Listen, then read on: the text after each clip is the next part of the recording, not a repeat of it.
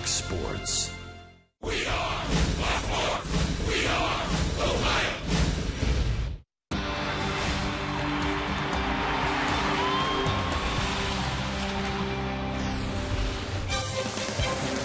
Well, it is a lovely Sunday afternoon in downtown Cincinnati. We welcome you to Great American Ballpark. And today, of course, one of the most special days of the year, Mother's Day. All over the United States of America, and many have brought mom out to the ballpark today. A day to be donning pink and to say thank you to the most important person in just about every one of our lives, Mom. Reds and the Brewers wrapping up this three-game series today. And the Reds, of course, are looking for the three-game sweep. And a happy Mother's Day, everybody, alongside the Cowboys looking good in pink today. Jeff Brantley, I'm Tom Brenneman. Welcome, as always, to Reds baseball. Bronson Arroyo's talked all the time about what an important part of his life his mom has been. She finds a way to come to games still regularly even now, and she's hoping to see her son pitch a good one here today. Well, not only is she hoping that, I'm sure all of those in Reds land, and the starting rotation for that matter, would love to see Bronson Arroyo not only get himself back on the right track, but get this rotation, all starting five, back in the proper fashion. It'll be a sweep today if the Reds can pull it off, and if Arroyo is back in order in his 30th start career against the Milwaukee Brewers. That is a full season of pitching. Willie Peralta on the other side. This guy was a #1 prospect in 2012. Pitched against the Reds last year, only 5 1/3 innings, but he was quite dominant in that ball game. Only a couple of hits that he gave up. Did not give up a run, but he had to leave with a bicep tendon issue. Doesn't seem to be bothering him now. You know, look at the numbers on Peralta this year, that ERA at 5.5, and the only reason Arroyo's ERA jumped over 4 is because he had his worst start, his last start. He'll be counting on great Reds defense today. They have been flashing the leather this entire series, and we'll look back on the first two games and some of the plays that have been made by the Redlegs. You're watching Reds baseball on Fox Sports Ohio.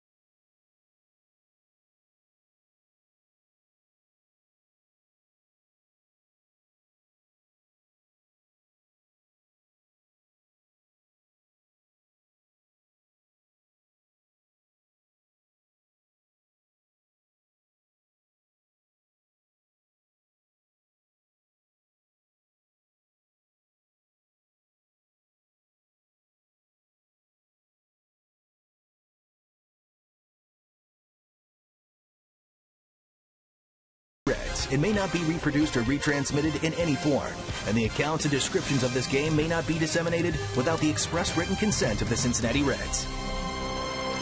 A little bit on the chilly side, but nonetheless, sun shining brightly here in downtown Cincinnati. And the rest of the afternoon weather is brought to you by Eric Dieters, attorney at law. Here's Scott Dimmick. Hello, everyone. I'm meteorologist Scott Dimmick. Happy Mother's Day to all the mothers out there. The sun came out from behind the clouds yesterday afternoon, and the Reds got hot. The amount of sun that we have in the forecast for the first pitch, for the 7th inning, and for the final out, the Reds should do great today against the Brewers. First pitch, 54 degrees in the Queen City. 57 is where we'll be for the 7th inning stretch and for the final out. And hopefully another Reds victory, back-to-back victories, be up to 58. Enjoy the game, and happy Mother's Day. Indeed. How about the Reds defense, Cowboy? How good has it been in this series? I don't know that it can get a whole lot better than what we've seen. You could pretty much make a highlight reel out of every individual play, whether it's the pirouette throws from Cozart, the diving snags from Brandon Phillips, or the hustling plays, as you saw earlier, from Hannigan and Frazier. See the Reds checking in third in fielding percentage in the National League, and I'll bet that will continue to climb. What they're hoping to continue is to make Mama proud today and make it a 3-game series sweep over the Brewers. First pitch right around the bend.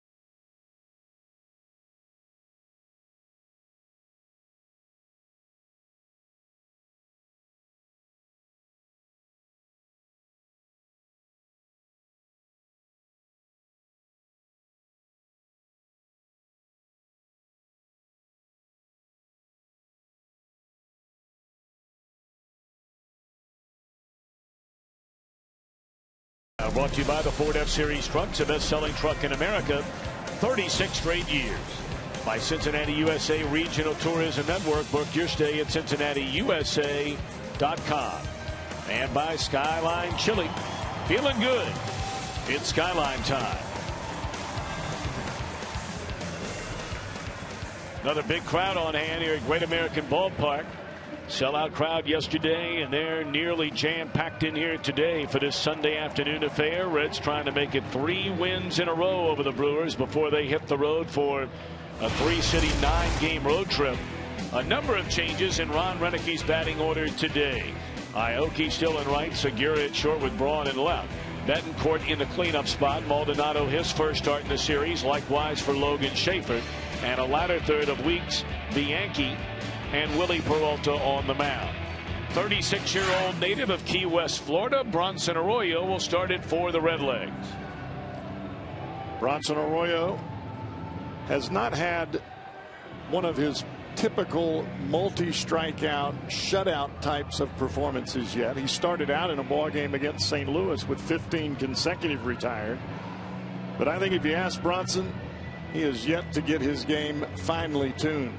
And I think a sunny afternoon, coming off of a so-so outing his last time out against the Braves, I'm sure he would like to close this homestand out with a W and a sweep of the Brewers here today, and it'll be all up to him.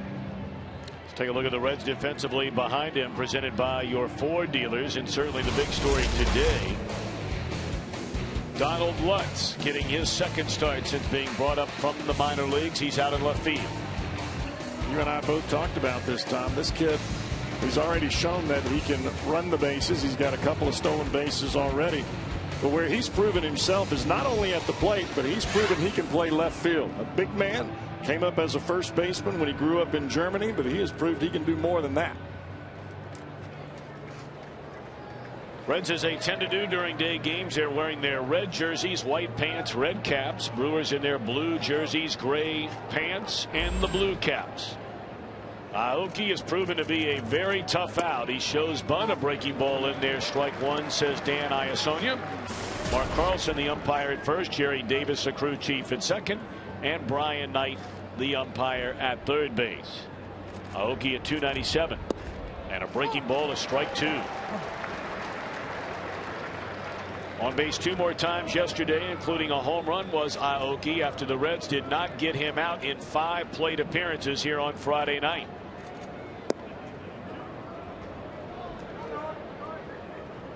Arroyo can make the ball do things that you may not see it ever do from another pitcher. Funny swing there, ran a fastball in on his hands. Talked about today being the 30th start for Bronson Arroyo against these Milwaukee Brewers. 13-10 his record.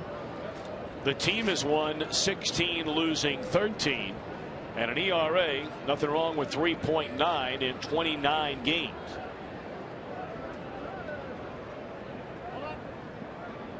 Arroyo saw this team a whopping 5 times last season, if you can believe that. That's amazing. That is amazing. And he strikes out Aoki to begin the game. That is a prototypical Bronson Arroyo pitching at bat. Manipulating the breaking ball.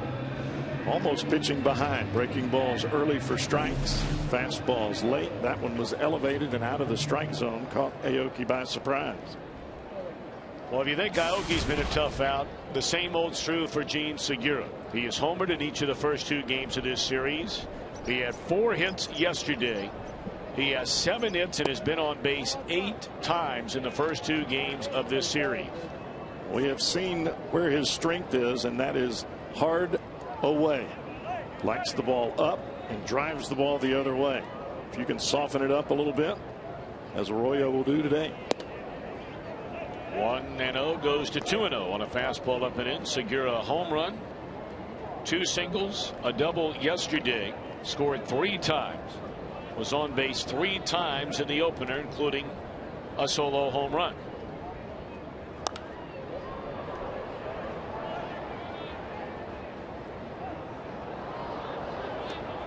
Most hitters would see that soft breaking ball on 2-0.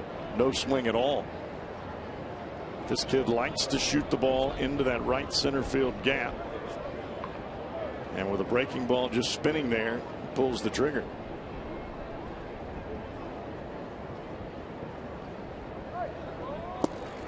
Wind could be a factor here today. You look at the flags out in deep left center field blowing straight out. And you can look at the pants of Arroyo standing on the mound as it swirls around the infield.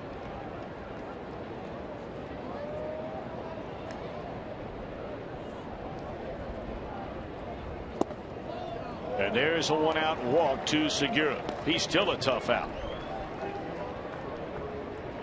Arroyo now realizes that that bottom half of the strike zone has a line here today, and if you're going to work down, it's going to have to be a little bit higher than where those last 2 pitches were. Reds have done a decent job on Ryan Braun. I mean, it's extremely difficult, a hitter of this magnitude. You're talking about one of the top 8 or 10 hitters in all of Major League Baseball. Braun has 2 hits in the series, 2 RBIs. He has scored 3 runs.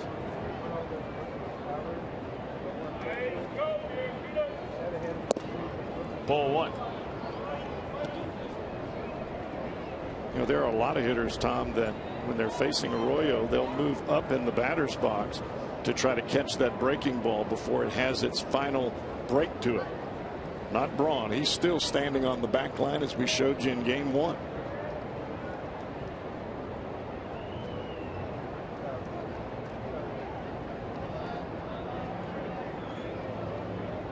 Arroyo back working with his longtime battery mate Ryan Hanigan. There's a strike to even the count at 1-1. Of course, Hanigan came back on Friday night after a lengthy stay on the disabled list.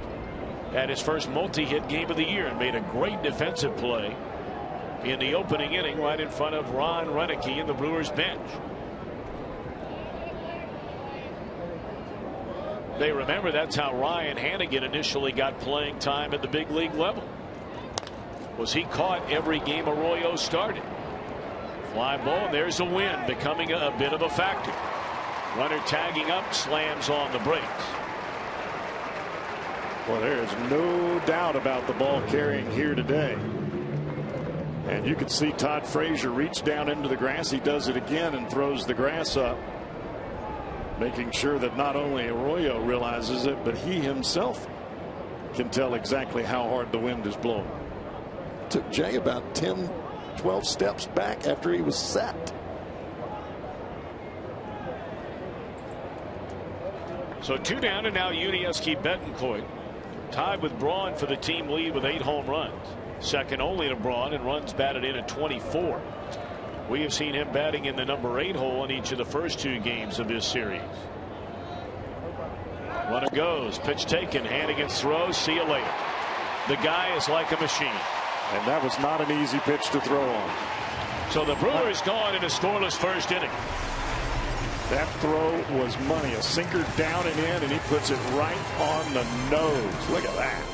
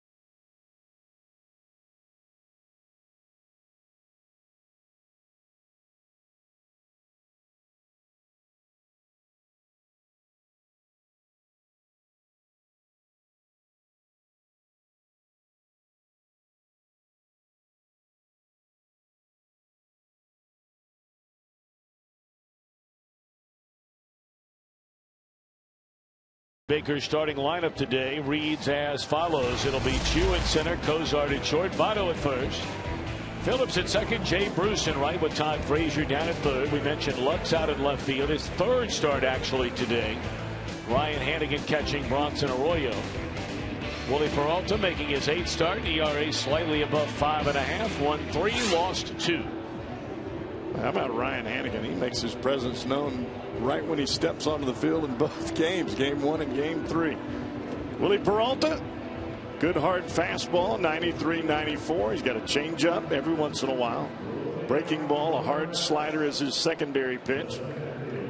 The big issue for this young man is those 14 walks that were on the screen. He has got to command the strike zone. He did it last time against the Reds, and he'll have to do it again here today, and it won't be a surprise this go round. Shin-Soo Choo at .316, 7 home runs, 17 runs batted in. Had a couple of RBIs yesterday, one on a bases loaded walk, the other on a run scoring double. Choo on base 3 times, a stolen base and a run scored in the series opener.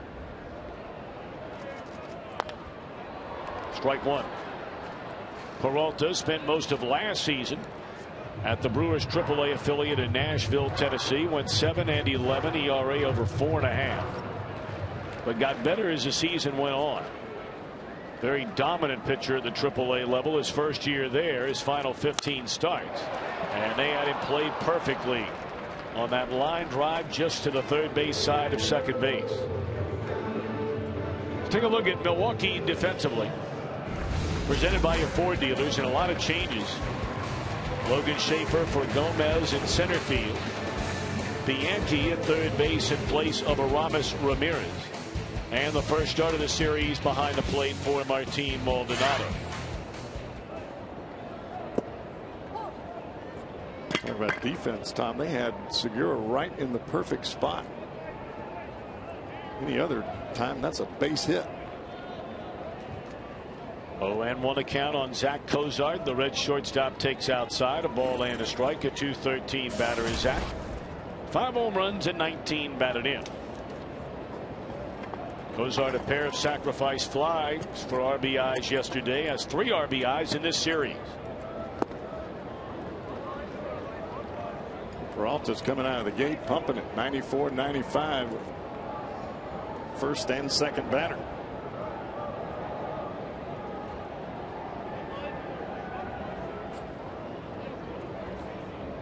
One and 2 to count, and a fastball misses away. Reds beginning play, a season best 5 games over the 500 mark. 21 up, 16 down. They still trail the St. Louis Cardinals by 3 games. Cardinals have won 9 of their last 10 and 14 of their last 16. Reds and Pirates continue to win games, but the Cardinals seemingly not only never lose, they have not given up any runs in each of the last 2 games against Colorado. 3-2 on Cozart. Well, the Cardinals are on a good run right now, and every team has that during their season. And we saw the Reds put their run together last year in July and August, and then continue on through the final month of the season. They'll hit their stride sooner or later. The Reds will. 3-2 on Cozart, and a broken bat. Flare into shallow center, and Schaefer will get there in time, and they're 2 away in the opening inning.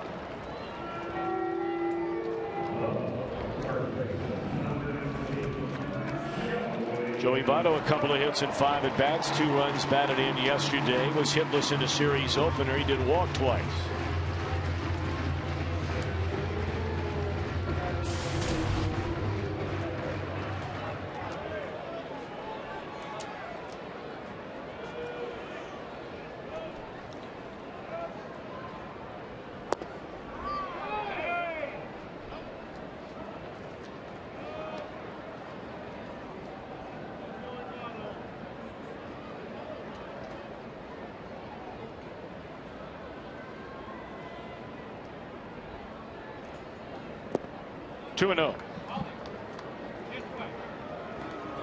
Peralta had a pair of stints with a major league club last year. Late in April, then was down in the minor leagues until the rosters expanded. They brought him back up in September, and that's when he had that one outing against the Reds. That was on the 27th of September. Reds won that game 2-1, but they did not score a single run against Peralta. Cowboy mentioned earlier he had to leave with an injured tricep. 5 1/3, 2 hits, no runs.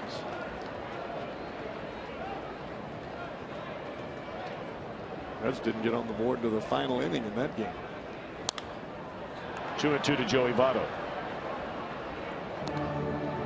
Brewers are 4 games under the 500 mark. They've lost 3 in a row, coming off a very disappointing homestand before they took off on this road trip that will have them play the top 3 teams, all of those above them in the National League Central. The Reds will go to Pittsburgh, and then they'll wrap up the trip in St. Louis. That's a big trip early in a season for a team that's trying to find its way. I mean, you can get yourself a lot closer to first, or you could wake up by the end of a 10-day road trip and you're staring at a double-digit deficit inside the division. Well, the Brewers did not play well against the Cardinals when they had them at home. In fact, they were swept. Brewers started this road trip 5.5 out of first. They have lost games in the standings in each of the first 2 days of it to all 3 of the teams above them. Cardinals, Reds, and Pirates on multiple game winning streaks. 3-2 delivery. Struck him out, and the inning is over. Reds are gone in order. And we move on to inning number 2 on this Mother's Day. A scoreless game.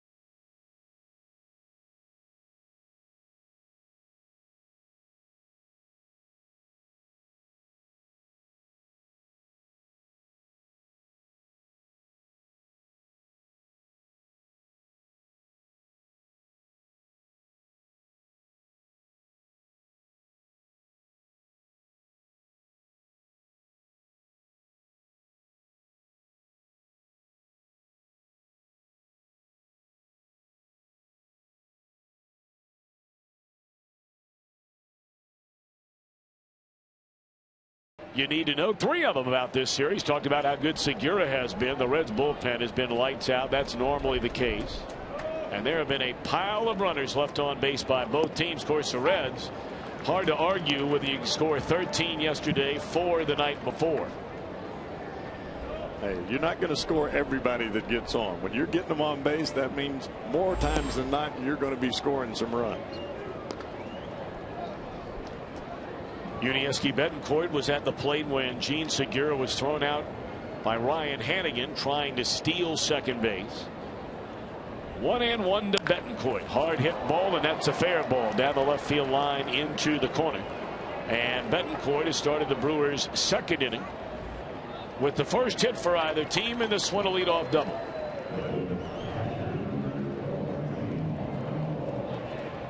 Like a fastball that Arroyo was coming in on, and he just left it up enough for Betancourt to get the bat head right to it past the lunging third baseman Frazier.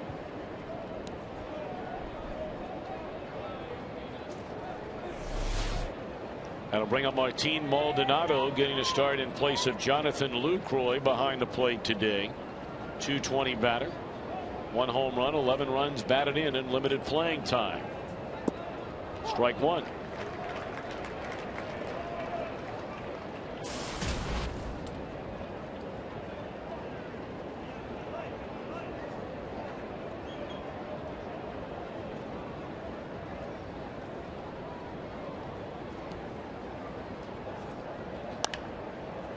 See him trying to hit that ball the other way and fouls it off out of play that way. 0-2 on Maldonado. Almost appeared as though Maldonado was trying to just hit a ground ball to the right side to move the runner from second to third. The ball was not there when he prepared to swing. It was a changeup.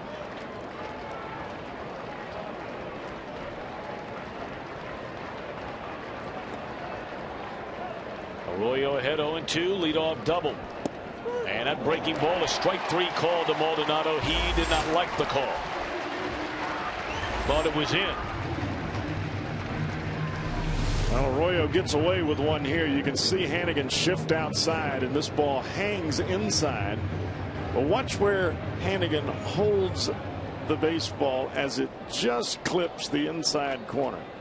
Freezes it right there. Home plate umpire Dan Iasonia with a perfect look over his shoulder. Logan Schaefer, 6 hits in 35 at bats so far this year. Carlos Gomez getting the day off, the National League's leading hitter.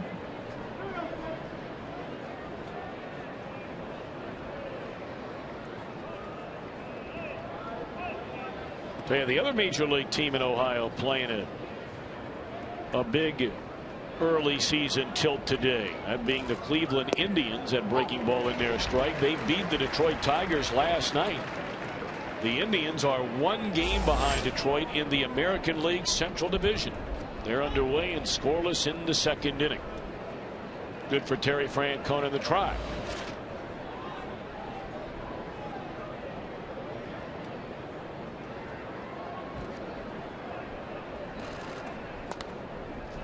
Arroyo jumps ahead on the foul ball to the screen to the ball and 2 strikes.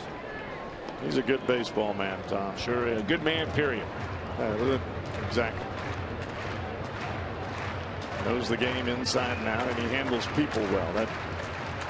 It's not always the combination that works well, but he seems to have it hook, line, and sinker. I won a pair of World Series in Boston. That one in the air, foul territory, third base side, and that's about 5 rows out of play. That was a good hire by the Indians. No doubt. And to spend a little more money than maybe some teams like to do with their manager, but they went out and got the guy they wanted. Of course, his father played for the Indians. Tito Francona for a long, long time. Very popular player there.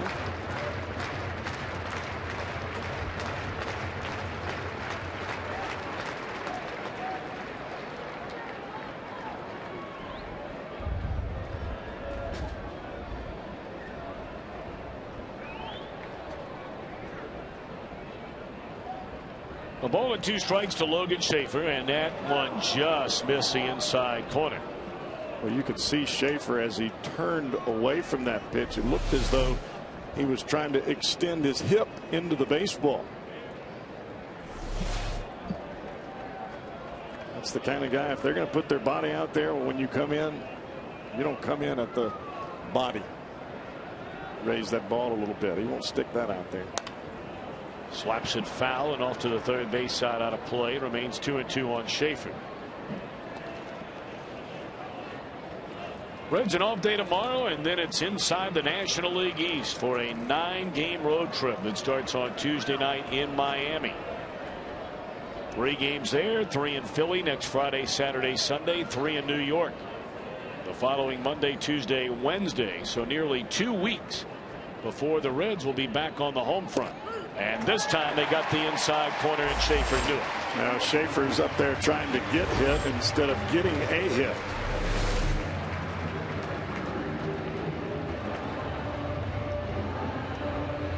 You could see him buckle right there on the fastball that started in. Coming up later in the broadcast, as always, we'll have our Miller time moment. Those have been good moments the last couple of nights in this series. So now Arroyo 1 out away from pitching around a leadoff double by Yuniesky Betancourt. He'll face Ricky Weeks at 179. 2 home runs and only 9 runs batted in for Weeks. Arroyo's gotten the better of this matchup. He hate to even bring it up. 8 hits and 47 at bats. That is a 170 average for Weeks against Arroyo. Obviously, there are a number of these Brewers players. When you make 29 starts against a team, the guys that have been around a while, and primarily with this team, that would be Weeks and Braun. Corey Hart, who's not in the lineup. But you've got some guys with a pile of at-bats. Another one sitting out today who's had his troubles with Arroyo is Aramis Ramirez. Ramirez playing all those years inside the National League Central with both the Pirates and the Cubbies. Well, Week has always been a predominantly good fastball hitter. Really couldn't throw it by him because of his quick bat, especially on the ball middle in. That breaking ball of Arroyo's has given him fits. 2-1 on Ricky Weeks. No score. We're in the second inning, and a bouncing ball to Frazier. He'll cut it loose, throw right on the money, and the inning is over. How about Arroyo? A leadoff double, and the batter never moved.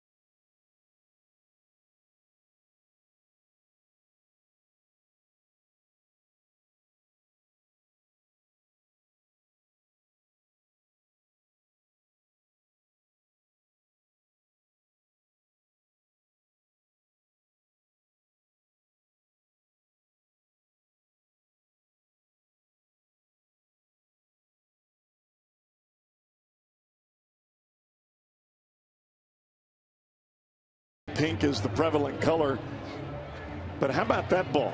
Those are pink seams along with the pink inscription on the baseball. Check this out.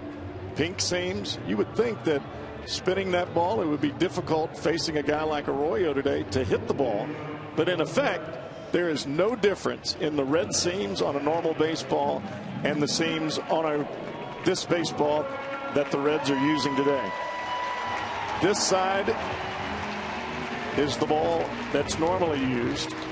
On this side, this is the ball that's used today. You really can't tell any difference at all between pink seams and the dark red seams that we have on a regular baseball. So even with Arroyo on the mound today, no distinct advantage. Is there any color you think it would make a difference? If they made him black, would it matter?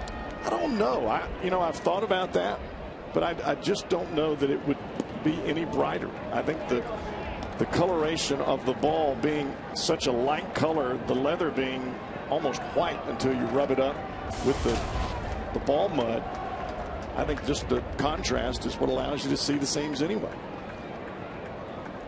No score. Reds come to bat here against Willie Peralta in the second inning.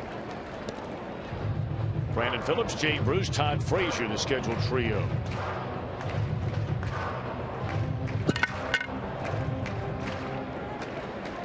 Maybe if they were fluorescent at nighttime. Yes. I don't think anybody's going for that, though. Well, of course, it was Charlie Finley many, many years ago, the owner at the time of the Oakland Athletics, who had proposed using during night games a fluorescent green baseball. Nothing wrong with thinking out of the box a little bit. Tell you, you look at the game of football, and perhaps no one was more old school, yet perhaps more forward thinking in looking ahead in the history of the game than the patriarch of the Cincinnati Bengals franchise, the Hall of Famer Paul Brown. He was a guy who came up 40 years ago with the idea of putting a listening device inside the helmet of a quarterback and inside the device of one defender, so the communication between the sideline and players on the field would be much easier, and they laughed him off at the time. Well, what a beautiful piece of hitting right there by Phillips. Just punches it through the right side, a base hit to begin the inning. Well, Reds fans, we invite you to bring your four-legged best friend to Great American Ballpark. Tuesday, August 20th, Bark in the Park, round 2, presented by Imes and Kroger. Come down early, lots of samples and activities in the Kroger fan zone. But you better get on it right now. Log on to Reds.com/Dog Day and buy your Bark in the Park dog package today.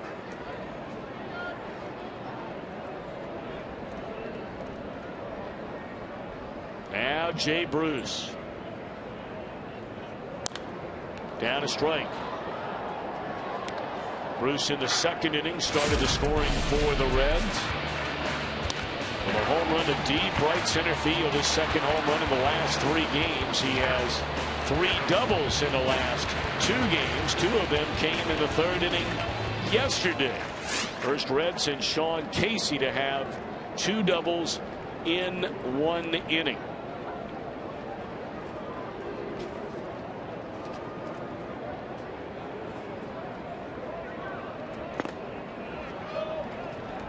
Talked yesterday about how aggressive the Reds were in each of the first 2 games of this series on the base paths. I wonder if we'll see more of the same today. Brandon Phillips has attempted only 1 stolen base all year, and he was thrown out. They're really not even holding him on. Betancourt is off the bag at first base.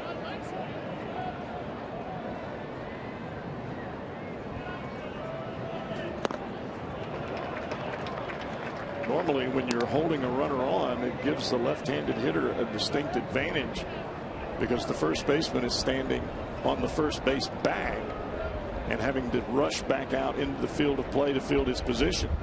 Not the way they're playing right now. Ricky Weeks is on the pull side. The middle of the field is open. So is second base for the taking. 2-1 to Jay Bruce. Phillips not running. And it's dropped into left field. That'll be a base hit by Bruce. And Phillips will advance 90 feet. So the first 2 aboard against Willie Peralta. Well, this is back-to-back. As you said, Tom, textbook hitting. Ball down and away. Bruce just slaps it the other way as his predecessor Phillips did on a swing before. Now you have 2 on for Todd Frazier, who is on base 3 times in 5 plate appearances, scored 3 runs, had a bunt hit, an RBI double, drew a walk, stole a base after walking twice in the series opener. You wonder, does that mean he's starting to see the ball a little bit better right now? I've got to believe that not only that, but the man standing at first base and Jay Bruce is seeing the ball better from what we saw yesterday. Get these 2 guys on a roll. Look out. Check swing. They appeal, and he did not go around, says Dan Iasonia. Or I beg your pardon, today that would be Mark Carlson. Iasonia working behind the plate at home. We talked about it yesterday. Frazier has done by far and away his most damage. 19 of his 25 runs batted in so far this year have come here at Great American Ballpark, and looking to add to that total right now.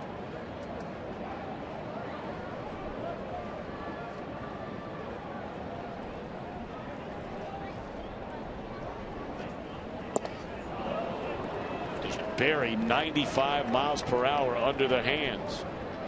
1-2 on Frazier. Well, that is a tough pitch to get the bat hit to. I don't care how good of a hitter you are. That is a money pitch right there. Fastball boring in on a right-hander with that velocity.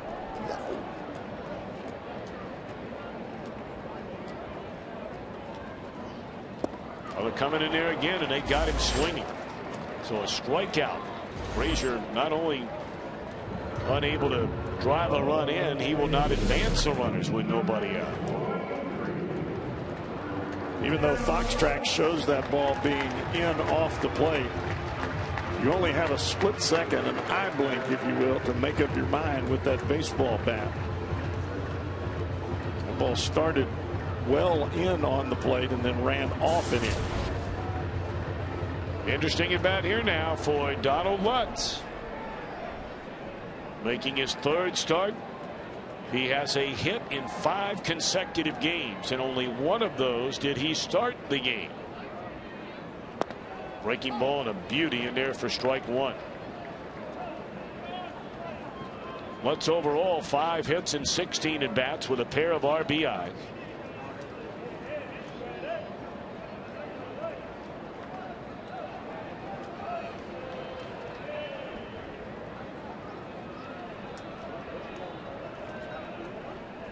That ball is killed down the right field line, and it is gone off the fair pole.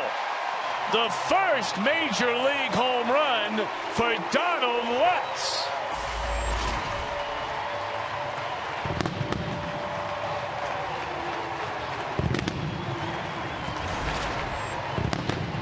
Well, a big crowd today and a big hit for the youngster. It's a standing ovation from the crowd here at Great American Ballpark. That was a missile. Most times when a batter hits a ball inside like that, down the line, that ball would hook foul. Not that one. Straight as a string, 3-zip bullet. Well, we've been talking about it going all the way back to spring training, and granted, this young man started the year at AA. The Reds feeling like he needed more seasoning, as there's a tapper up the middle.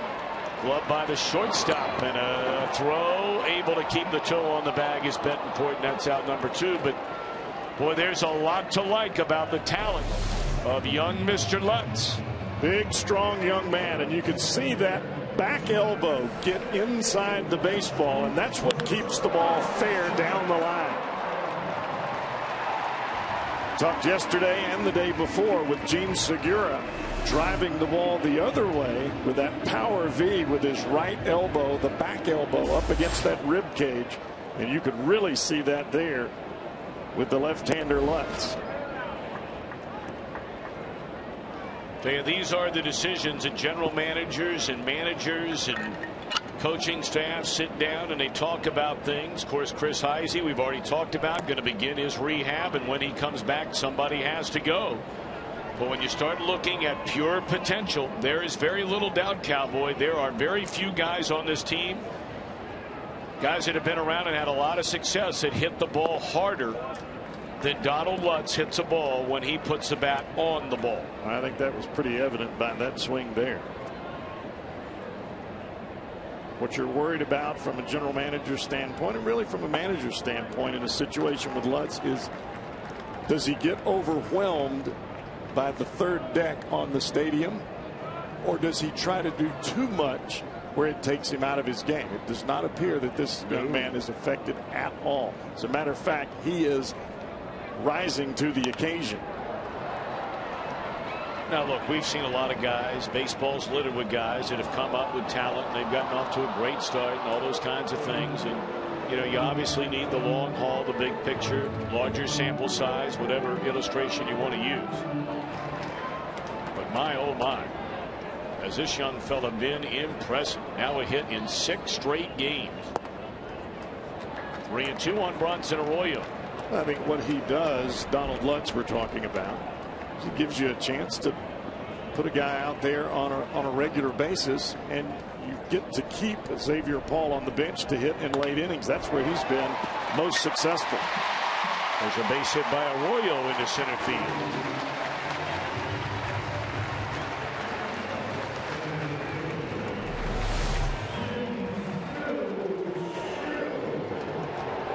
Tells you how tough of a count 3-2 is. You've got to throw a strike. or you're going to walk the pitcher. Bronson Arroyo just takes it right back up the box.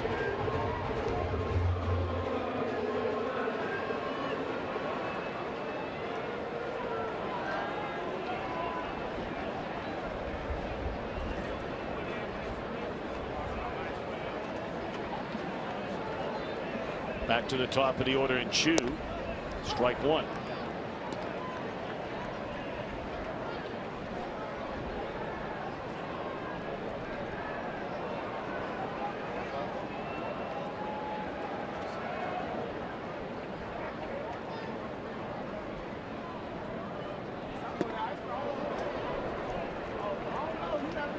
The Reds have been all about crooked numbers in this series. 2, 3, 5, 7.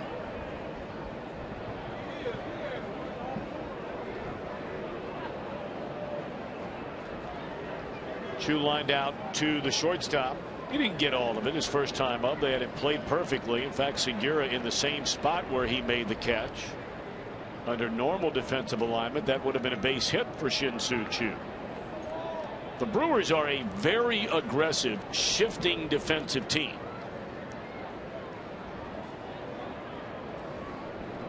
They very much believe play according to their scouting report, and their scouting reports are no better, no worse than anybody else. I mean, everybody's got an advanced scout out there. Everybody makes use of the video, taping every single game, every single pitch that is thrown on a daily basis of your upcoming opponent or opponents.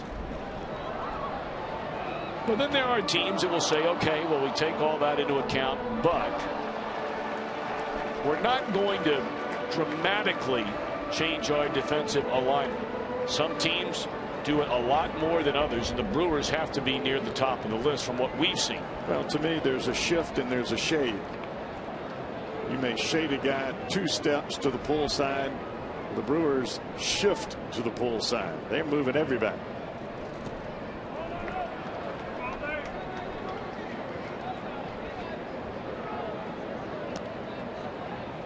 And on the line drive by Chu the first time up, he hit right into the teeth of the shift, right into the glove of Segura, as we saw Frazier yesterday. A line drive down the right field line, and Norichika Aoki just standing there waiting on it. Nobody plays that close to the line on a right-handed hitter.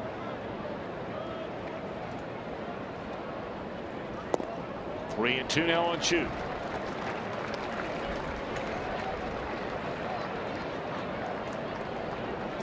This is where Peralta has gotten himself into major trouble in the major leagues. Falling behind in the count, extended pitch at bats. When you're throwing 95 miles an hour, you got to pump it over the strike zone. Keep the ball down, throw strikes, make them swing the bat. Too many times as a young pitcher, you're trying to miss bats rather than make them put the ball in play on your pitch. You start trying to miss bats, that pitch count is going to go to the sky. 3-2 the count. Chu waiting. In the air. Short center. Schaefer will get there, and the inning is over. But a milestone moment in the budding career of Donald Lutz. A rocket down the right field line. Bang off the fair pole. His first major league home run.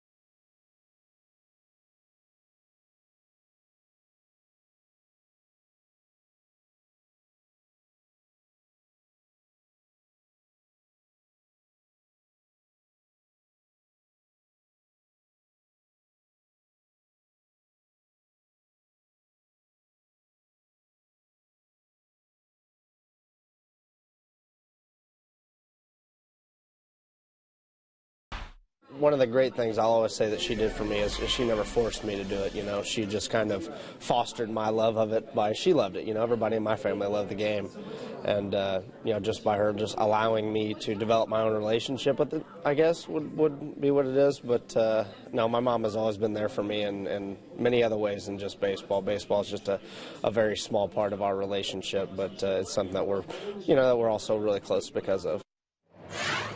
Words from Sam LeCure, our game storyline. It's all about Mother's Day. It's brought to you by Elk & Elk, serious lawyers for serious injuries. Call 1-800-ELK-OHIO.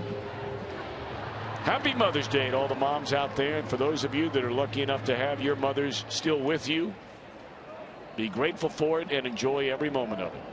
What a blessing they are, the best. Mom, Ash, CC, all the different names. Those are my loved ones.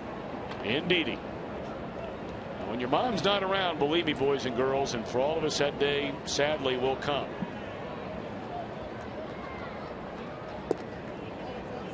You don't want to look back and think, boy, I wish I would have done this, or I wish I would have done that. Just keep on doing the right thing.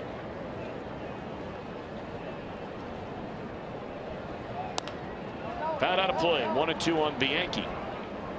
Getting the nod at third base today. Willie Peralta to follow. And then Norichika Aoki. Reds getting a 3-run home run from Donald Lutz in the bottom of the second inning.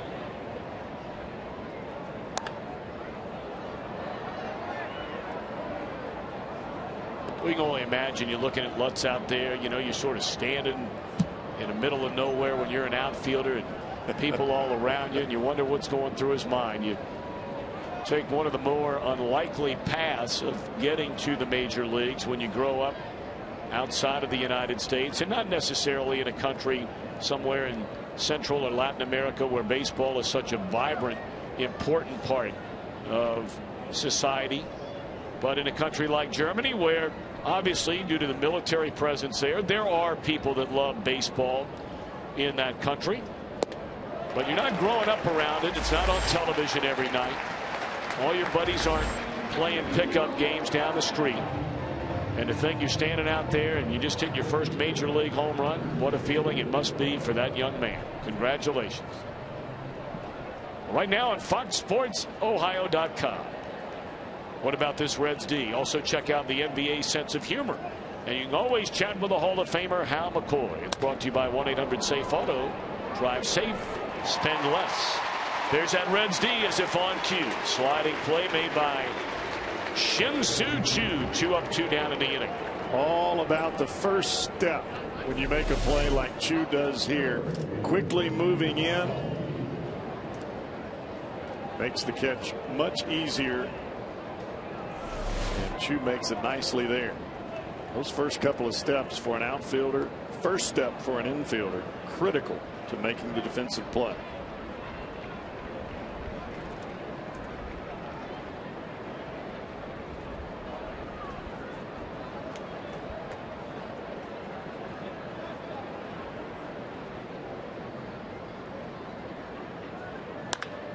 This ball is hit hard by Aoki, and Choo will get there. Took a funny angle, but he got there. Couple of tough reads for Choo there. Breaks in on one, breaks back on the other.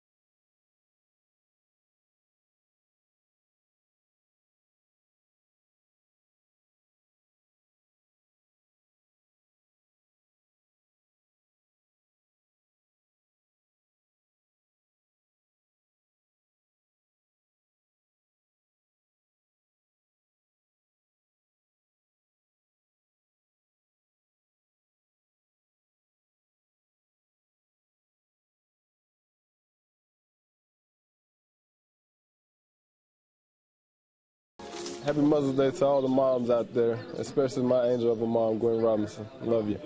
I'd like to wish my mom a happy Mother's Day. Mom, miss you, love you, and, you know, wish there more days for you because you truly are the best. Thank you. I love you. Nice stuff from Derek Robinson and from Todd Frazier.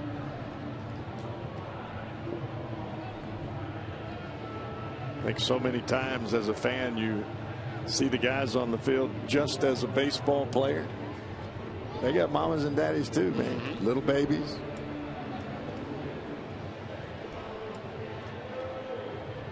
Regular folks that can hit and throw and catch.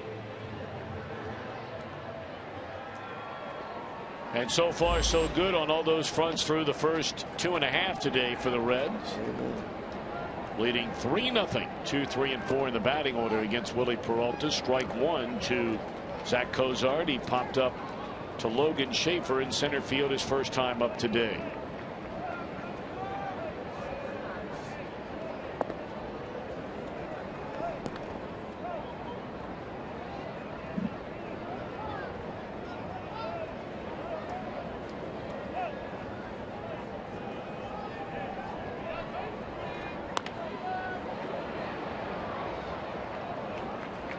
One out. Well, our Miller time moment turned back the clock to Mother's Day last year. Oh, was that a long day of baseball against the Washington Nationals, but what a day for Joey Votto. Not one, not two,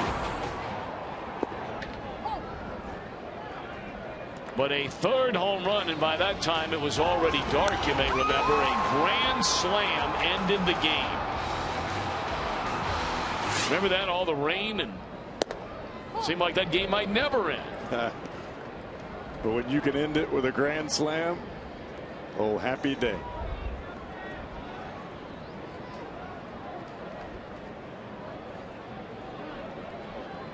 Well, check out Votto's bat here when he starts to get in his position. Look how much he's choked up there right before the bat starts to come through. That allows him to do that. You got a guy throwing 96 miles an hour, short and quick to the baseball. Let the velocity from the pitcher use his power as much as your own. See that ball dart down and away? Just got a piece up. Our Performance Honda Exmo look there.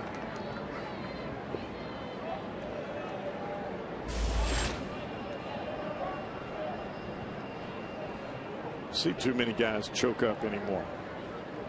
Barry Bonds used to do it every at bat, every pitch. Yes, he did.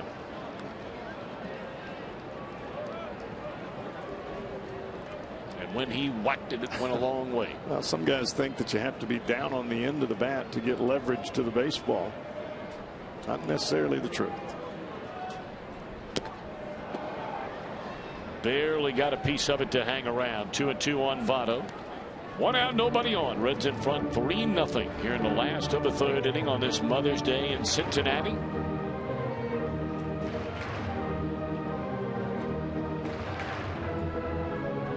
Another big crowd on hand here today. These are the kinds of crowds that certainly the Reds franchise, any franchise, envisions having, you know, day in and day out through a baseball season. And that one whacked into center field. That'll be a base hit for Votto.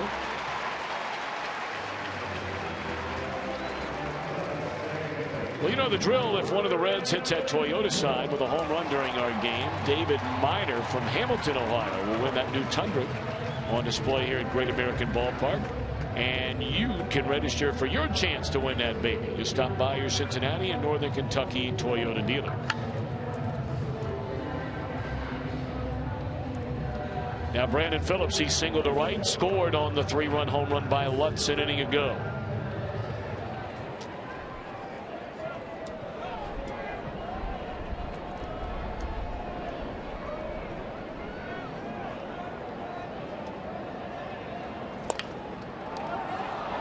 Waiting on somebody to get there, and a terrible throw will advance Votto on to third.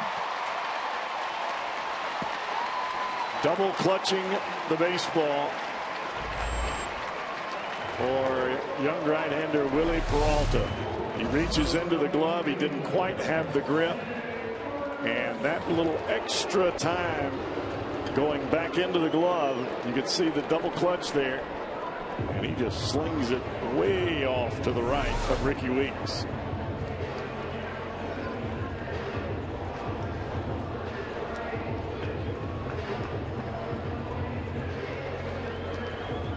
So many times, Tom, you see it. Pitchers trying to be too quick on the mound. When the ball comes back to you, the hitter's barely out of the batter's box. You don't have to hurry. Just catch it and throw it, man.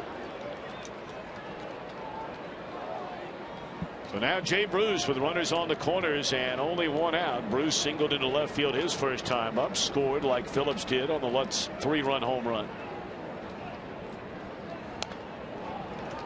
Check out Jerry Davis, the second base umpire here. Look out! Look out! You got all kind of bodies moving around back there. Jerry's like, I don't want it. Come on, man.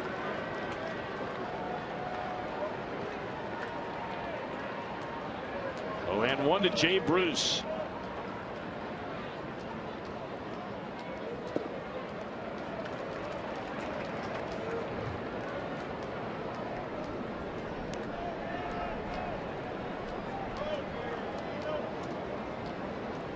The natural ability is there for this young man, Willie Peralta. He's hit 97 on the Escort radar gun here today. Control has escaped him a little bit.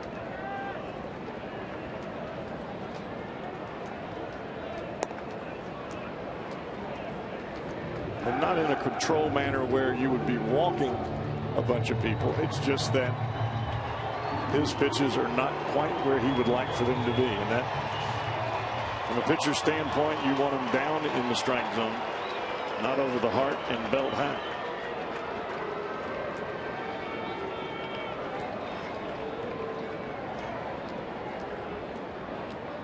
One and 1 to Jay Bruce.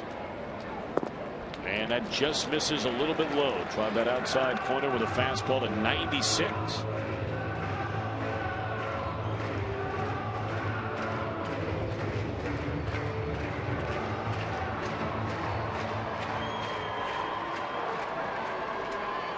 Reds' third best team batting average. Look at St. Louis again with runners in scoring position.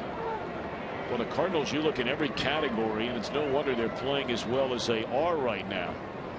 But again, you get back to the question we asked yesterday, and we asked it in terms of their starting pitching. It is a run lower per 9 innings than any starting rotation in baseball. See those numbers. Runners in scoring position. And again, you get back to the half full, half empty debate. Half full guy, well, we got it going on. Half empty guy says, how long do those last?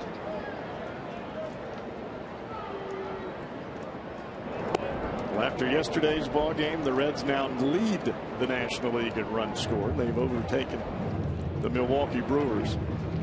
But as you and I both know, and we remember Tony La Russa saying it over the course of a couple of different years, you'd go in and see him play. You hadn't seen him play in a couple of months. You just look up the runs scored category. And believe me, it's a good thing to lead the league in runs scored, not dismissing it in any way.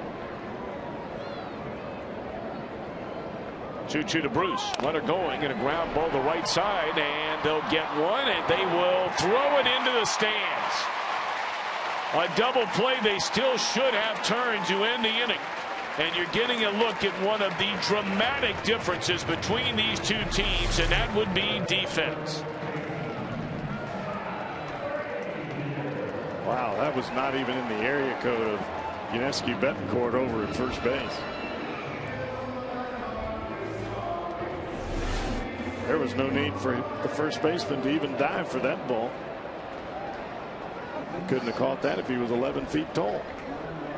That'll be a fielder's choice and a throwing error by Segura, the shortstop, allowing Bruce to go to second base and the run to score from third. Well, you know, just to finish that thought, again, the Reds scored 13 runs in their game yesterday. We were talking about it before the game ever started.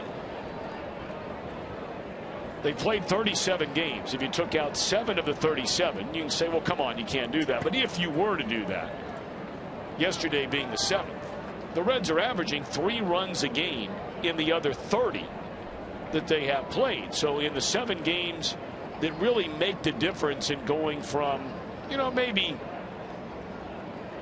5th, 6th, 7th in the league in runs scored to being number 1. The 13 yesterday took them from being 3rd in the league in runs scored to being an overwhelming number 1 in the league in runs scored. Well, the thing that I look at is the Reds had a difficult time early in the season putting together back-to-back innings of putting runs on the board. And when you can put big numbers on the board, as the Reds did yesterday, it tells me that the hitting is coming, because this club is going to pitch. Roller and Weeks hitting over 2 huge errors in the inning. One by Peralta, one by Segura. Reds lead 4-0.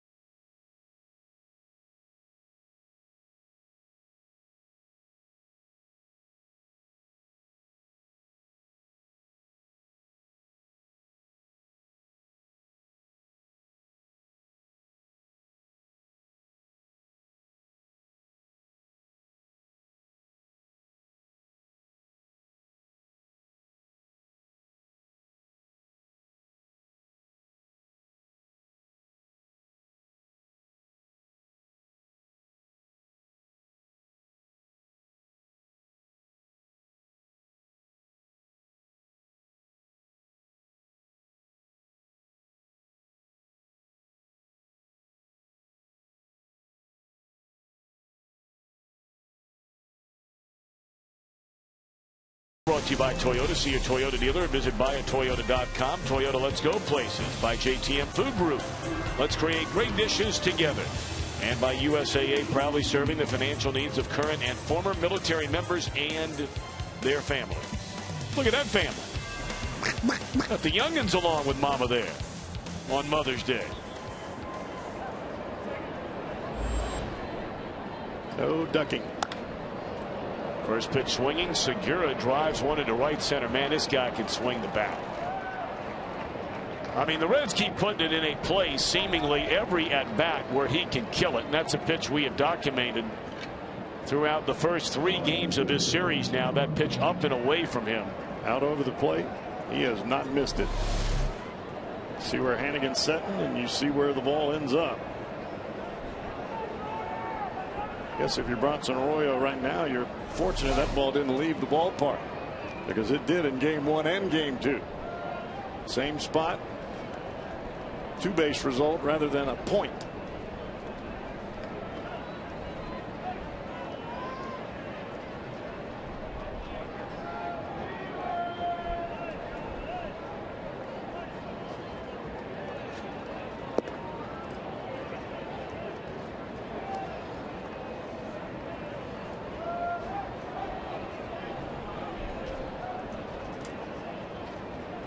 Talk so much about moving runners from second to third with nobody out.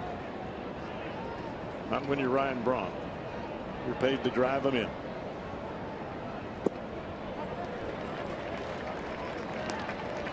One and one to Ryan Braun. He is flied out to right today.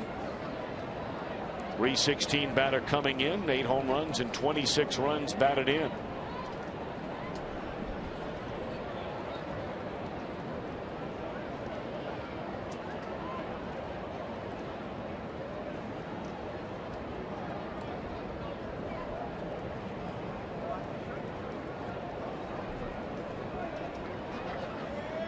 Hannigan set up inside there, and as Arroyo brought his front foot up and started towards second base, Ryan Braun looked down immediately, almost as to find out where Hannigan was setting up.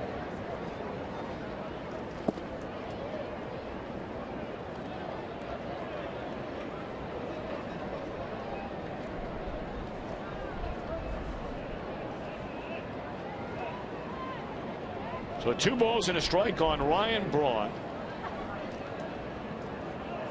Arroyo pitched around a leadoff double. You may remember when Betancourt started things with a 2-base hit to left field. He never moved off the bag the rest of the inning. I don't think Arroyo's going to give him a whole lot to hit here.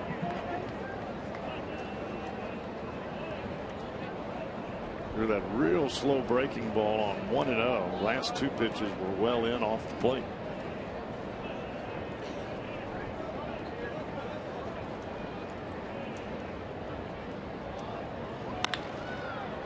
Braun.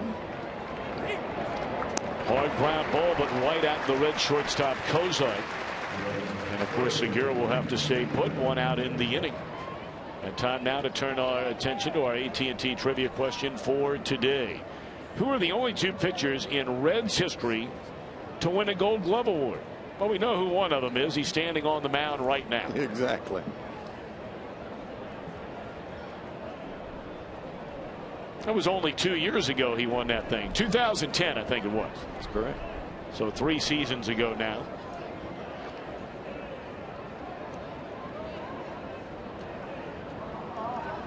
It's a 10 or 11. I thought he won it in 2010.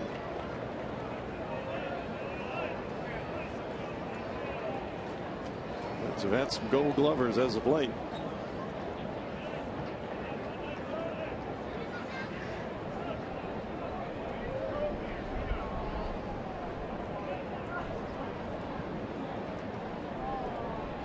Betancourt doubled right up the third base line, leading off the second inning. Arroyo's gotten ahead of him. Strike 1. Off the end of the bat, popped up short center. This might fall. It will. Barely got the bat on the ball and just lofted it in between the charging Chu and Phillips racing out. And that's just bad luck for Bronson Arroyo. You could have 9 Gold Gloves out there and nobody's catching that ball. Right off the end of the bat. Chu breaks in right away. Phillips breaks back right away.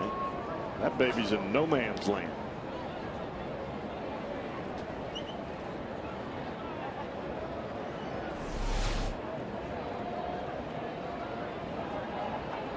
So now they're on the corners. The Reds have a 4-0 lead. We're in the 4th inning. And now Martin Maldonado. He was unhappy with a called third strike his first time up. A pitch he felt was not only in but up and in. Arroyo thinking about the double play ball here to keep that goose egg on the board. 0-1 to Maldonado. That was definitely not the kind of swing that we saw in his initial at bat. He had a runner on second base the first time Maldonado came up, and he was definitely trying to hit the ball the other way. He was trying to hit the ball away there, way out of here.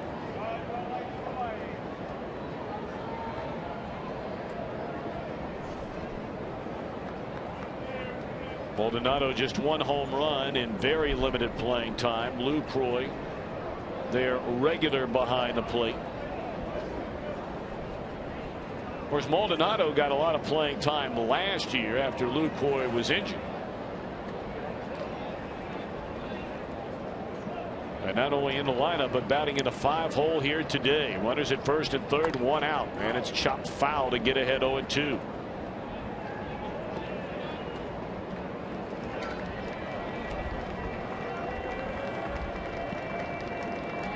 It's interesting to note that here the Brewers provide the opposition for the Reds on Mother's Day. They will also be the opponent. An observation made by Jim Strickler up here in the booth, our #1 cameraman, that they'll be here for Father's Day in a few weeks. That will be on June the 16th. 0-2 on Maldonado. Just a little bit low. fastball from Arroyo is really sinking today. I don't know if it's from the wind that's blowing in his face or if that's just the grip that he has for this afternoon. Segura at third, Betancourt at first. One out, 1-2 pitch, ground ball left side. They'll have to hurry. Kozart, Phillips turns it over, and that's a double play. Wow. Oh, defensive excellence at its finest. Look at that. Look at that. This Reds defense has just been spectacular in this series against the Brewers. 4-0 lead.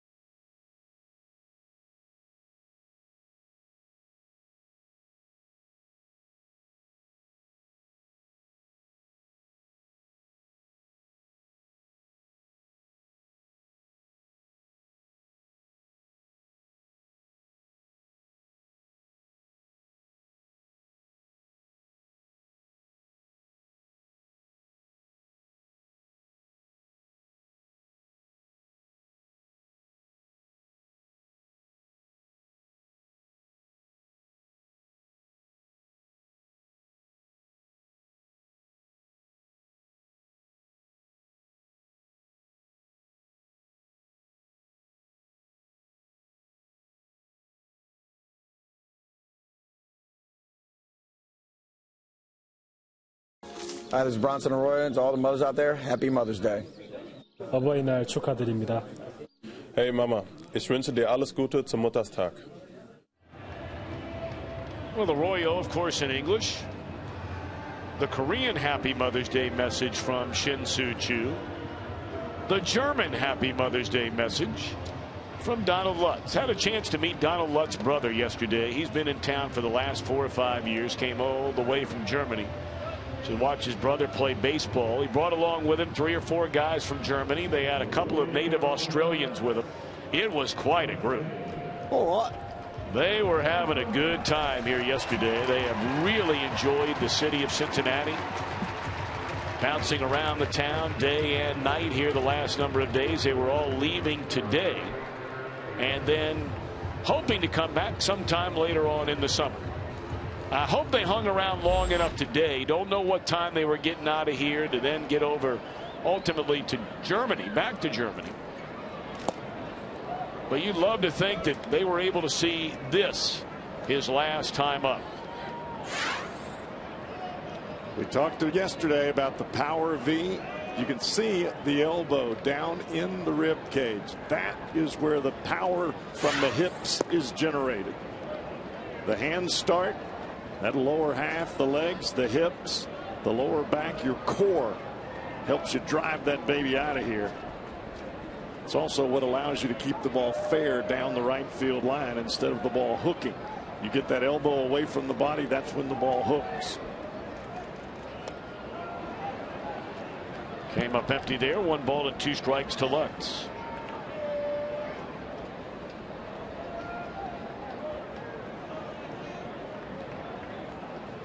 This fella definitely has some pop in the back.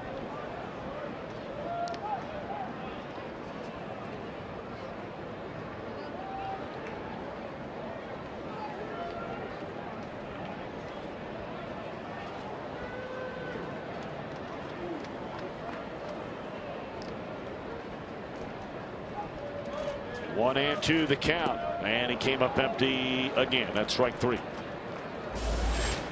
Third strikeout of the game for Willie Peralta, and the first man retired in the Reds' 4th inning. All right, the 2 Gold Glove Award winning pitchers in Reds history. Bronson Arroyo, one of them. What about the other? How about that? Harvey Haddix in 1958. Cowboy, you and I would have been here a long, long time. I never got that.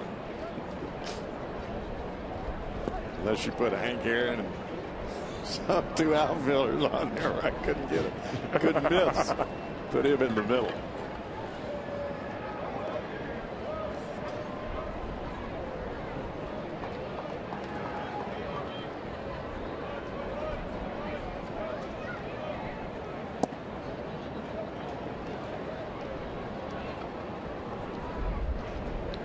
Well, it's nice to see Ryan Hannigan back in the lineup. It'll be nice to see Johnny Cueto back in that starting rotation. Will be. You just want him back healthy and back in his normal groove. He'll make one more rehab start this upcoming week. And if all goes well, and obviously we're certainly hoping for that, and Cueto could be back in the Reds starting rotation as early as next weekend when the Reds are in Philadelphia. There's ball 4 to Hannigan, a 4-pitch walk in front of Bronson Arroyo. I'd like to send out a very happy 90th birthday. She turned 90 yesterday. Carrie Wolf, who hasn't missed a Reds game in a long, long time. When she was a teenager, her brother asked her to listen to a Reds game with him. She wasn't all that interested as the story goes, but she made a bet with him. If the next batter hit a home run, she would listen to every Reds game the rest of that season. The batter was Ernie Lombardi. He hit a home run, and she's been listening and now watching ever since. So belated happy birthday.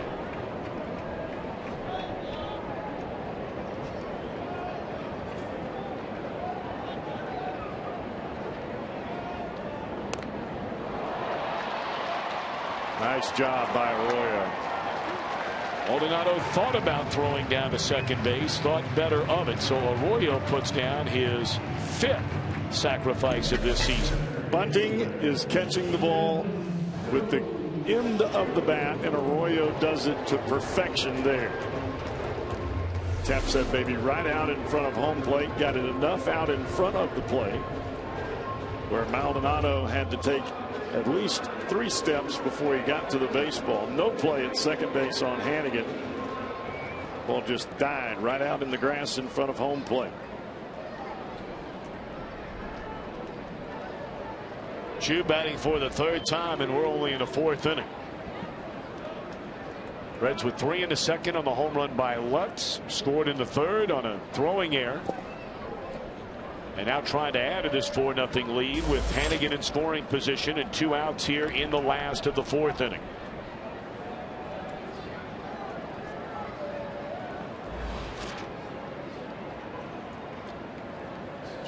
Chu already with 17 RBIs. Their leadoff hitter. Pretty good. Crank him out early. Well, got a chance to add to that total right here and rat now, as you like to say, rat now. Rat. Believe it. Cracking me up. You working on your southern twang? I love it. Absolutely, yes, sir. 1-1 the count. Peralta glance back at Hannigan, and now to Chu. Fastball up and in.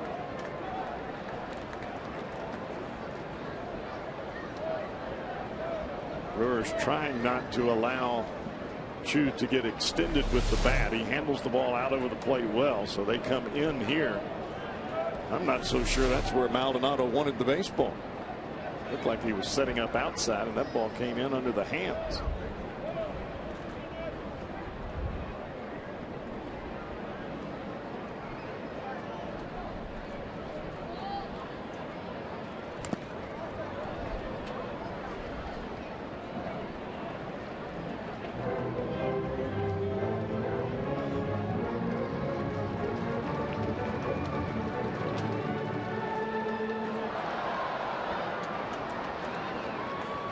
They continue to play Chu up the middle with Segura. Even with a runner at second base, they give him that whole left side of the infield. Ground ball that way, he's got a sure RBI. Started 2, laid off. Full count on Shin-Soo Choo. Got to wonder if he's really going to get a pitch to hit here with a base open. I mean, he has had his way with Cozart in 2 at-bats today. Zach waits in the on-deck circle. We'll see. 3-2 the count on Shin-Soo Choo. Peralta ready, and now the pitch. And pulled foul. He threw him a 3-2 breaking ball there. Almost made a mistake. Maldonado's wanting the ball down off the plate. Started on the strike zone, get it out. You could see Rick Kranitz over in the third base dugout pointing to his catcher. That is a mistake, folks. And he's lucky that didn't cost him extra bases and another run.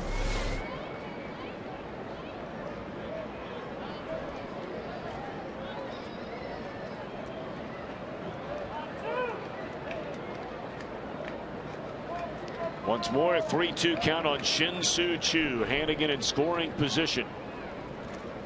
And nowhere near the strike zone with a 96-mile-per-hour fastball. Choo takes a walk. And now Cozart, who has popped up to very shallow center. And then just get a little flare right at the second baseman that was caught back in the third inning.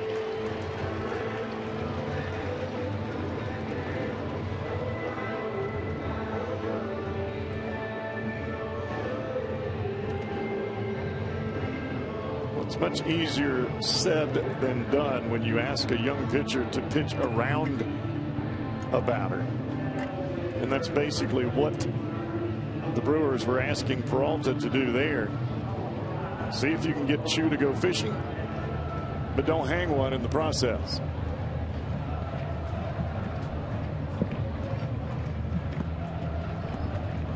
Quick visit to the mound by Maldonado and Segura. Well, if you're hitting the road this spring and this summer, why not take Fox Sports Ohio's coverage with Reds baseball right along with you by subscribing to MLB.tv. You can visit Reds.com to order or get more details. MLB.tv is baseball everywhere you go. 2 on, 2 out. Cozart the batter, and Peralta to the plate. And a breaking ball is under the knees, 1-0. Well, this is where Cozart's position in the order just becomes even more so magnified. You put a base hit together here, you get Votto coming to the plate, and you can extend this inning even further.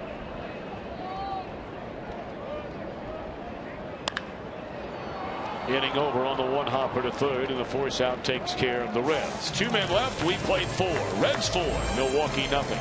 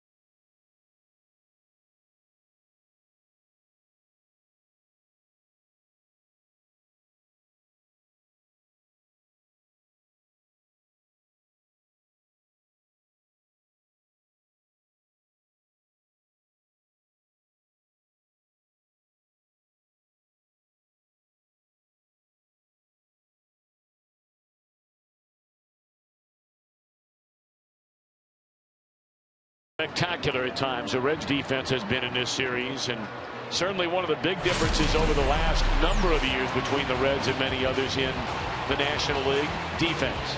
It has been, Tom, and it has reared its ugly head, the lack thereof, for the Brewers here in just 3 games. Even the outfielders having difficulty finding the cutoff man. Saw the bad throw earlier from the pitcher Peralta, followed up by the bad turn by Segura, the young shortstop. Those errors coming in the same inning, allowing the Reds to put a 4th run on the board. But Cowboy, tell me if you agree with this or not. I think oftentimes you can intertwine the words defense with fundamentals, but not all the time are fundamentals and defense necessarily intertwined. 2 of those throw, and we've seen every outfielder in the game yesterday that started the game for the Brewers do the same thing that Braun did, the same thing that Gomez did. Aoki also did it. There's a check swing roller, and Schaefer thrown out to begin the inning, where it's not necessarily just bad defense. It was extremely poor fundamentals by not hitting the cutoff man. Yeah, it is, and it reflects bad on the Brewers in general. When you take a throw from an outfielder, especially a veteran player like Ryan Braun, and the ball sails over the catcher's head, and when it happens to one guy, you think, okay, that was just a bad judgment decision there. It happened to all 3 outfielders in the same game. And those are things that just can't happen. Because then your whole team starts to press. You start to try to do too much as an individual, and you get away from the team concept of the game.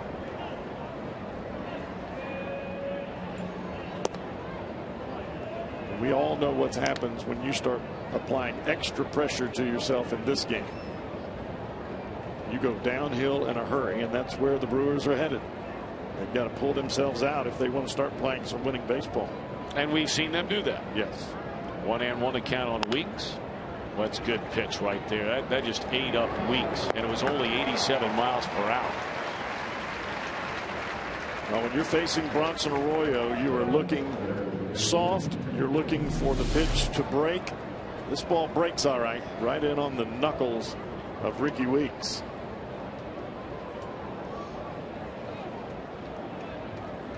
Well, that is a tough one right there. He hit that ball right below the label on the bat. Oof. Makes my hands hurt. 2 up, 2 down. Bianchi struck out swinging his only time up. Arroyo has allowed 3 base hits. And now make it 4 base hits. Bianchi shoots it down the right field line into the corner. And this is going to turn into a double. He'll trailing 4-0. He'll just throw on the brakes at second base. The ball died up against the wall down there in the corner. Bianchi probably could have made it to third.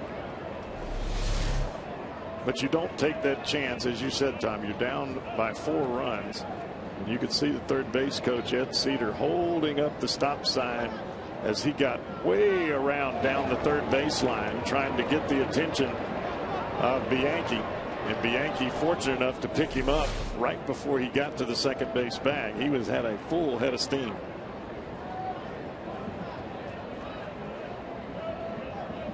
So now Peralta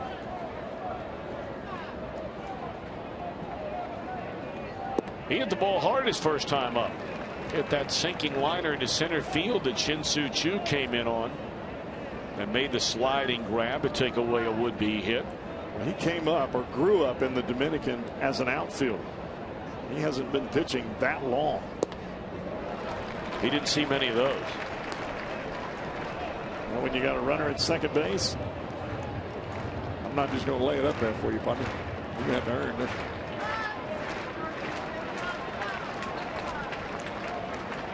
Did you just say partner, or did you say I said partner, and that's strike 3. Partner.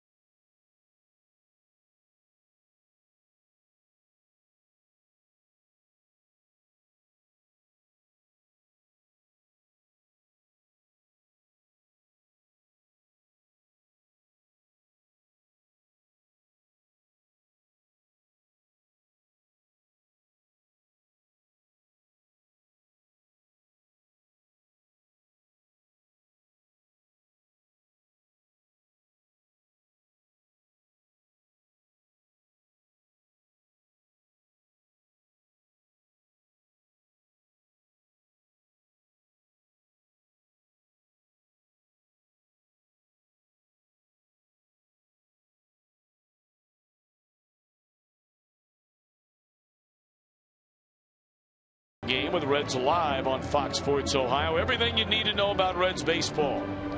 Reds Live is presented by Ray St. Clair Roofing. Then you watch the game, and then it's back to Reds Live, the post-game version. Brought to you by Kings Honda, the Kings Auto Mall. Visit KingsHondaUSA.com. Jim Day, Jeff Pecoro, and company. On hand here today. Happy Mother's Day to all the moms out there. Look at that duo. Love bringing my mom mommy along to the ballpark.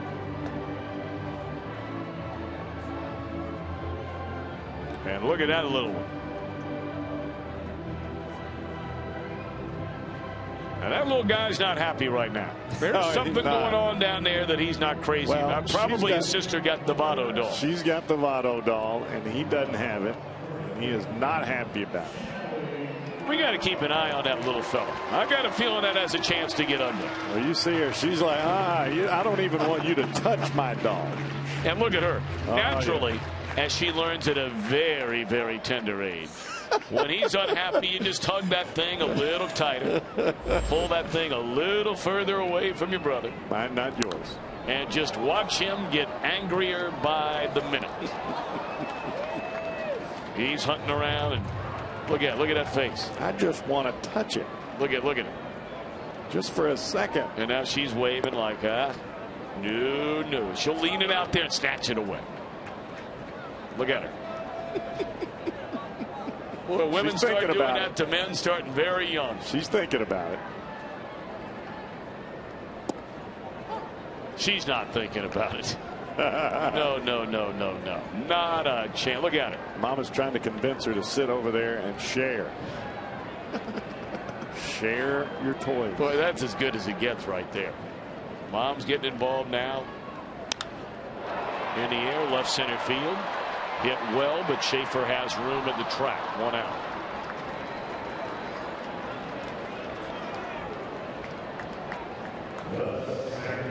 All right, now there's a learning moment for all of us.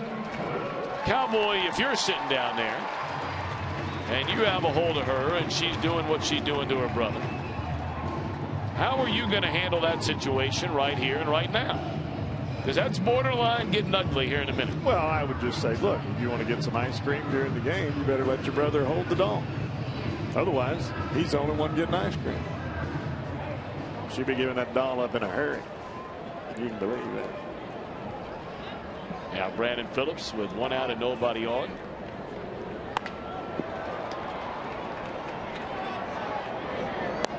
Two out. Nothing wrong with a little parental bribery. Heck no. Because I said so.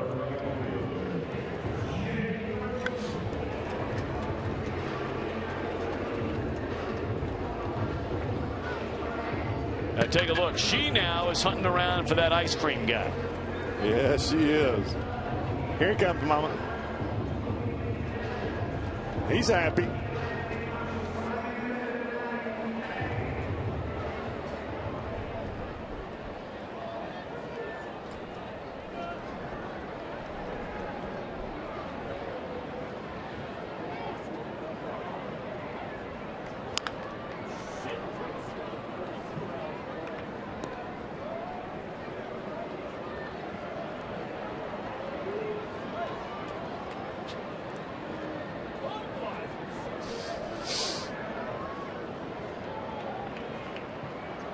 Oh, and 1 to Jay Bruce.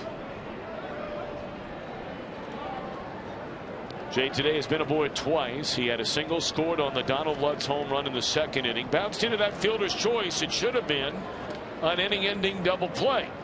But Segura's throw, and he had to hurry it with a runner right on top of him. Threw the ball away. This one driven to left center field, and oh boy, that was close. Brewers very, very lucky right there. That was not a serious injury to either Schaefer or Ryan Braun.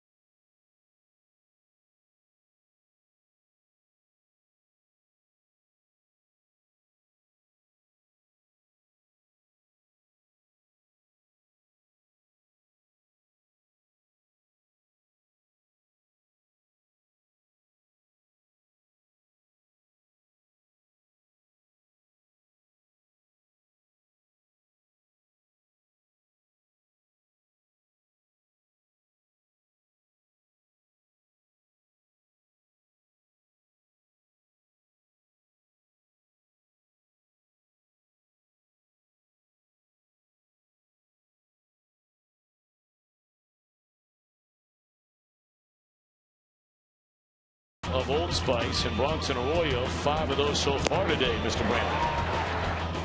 Arroyo, whether it's the fastball, the breaking ball, changeup, curveball, sinker, the manipulation of the baseball, he can do it unlike anybody I have ever seen. When he is on, as you can see, it is very difficult to make contact with. 4 runs, 5 hits, no errors, 4 men left on base for Cincinnati. Milwaukee, no runs, 4 hits, 2 big errors, 3 left. And this, every inning's an important inning. The bottom of the order can hurt you. But there's a reason why the guys bat leadoff, second, and third. And it is a leadoff man, Aoki, to start things here in the Brewers' 6th inning. Beautiful breaking ball at 68 miles per hour. He spins up there to even the count. Aoki is struck out and lined out to Shin-Soo Choo.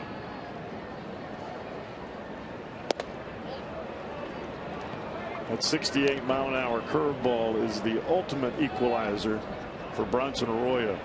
Every hitter would just as soon take that pitch because it throws you way out of your hitting rhythm. It's too slow. Kozar in time. Nice job. Nice job by Votto keeping that toe on the bag. Saw Kozar shaking his head a little bit. That throw just slightly offline to his liking, but good enough to get the out.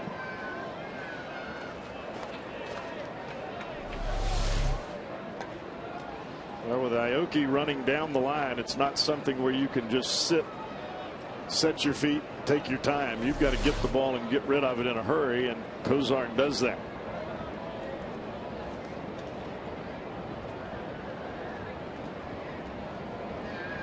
Segura has walked and doubled to right center field. You know, it's funny you bring up 68 miles per hour. Remember many years ago when I had a chance to work for the Diamondbacks, Bob Brenly, your old teammate, was the manager, and another old teammate of yours, I believe he was, or maybe he was gone by then, now the manager of the Oakland Athletics, the reigning American League Manager of the Year, Bob Melvin, was Bob Brenly's bench coach. And he used to say all the time, very, very bright guy is Bob Melvin, and used to talk frequently about observations he had made and actually looked in as video became more influential in the game and readily available. He would talk all the time about how you will rarely ever see a pitch that is thrown below 70 miles per hour, and there are very few guys that throw any of their pitches below 70 miles per hour. On the ground at Kozar, 2 away in the inning. But anything below 70 was rarely ever hit, and hit hard.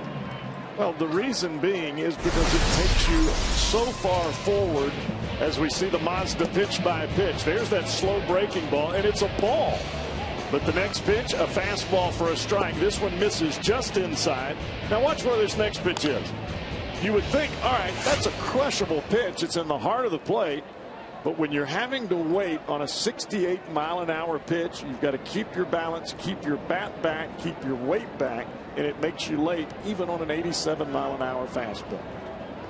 Now I have no idea. Bob Melvin used to be able to tell you this. I have no idea over the course of a game, both sides, in fact over the course of a season, how many pitches are actually thrown below 70 miles per hour. I mean, it can't be more than what, 4 or 5% total, if even that. If that. Yeah. So, you know, some people might roll your eyes and say, well, you never see it, what's the big deal? The point he used to talk about all the time, that if you could find more and more guys that occasionally could just do that, you get the hitter out of such a rhythm. Under hitting speed.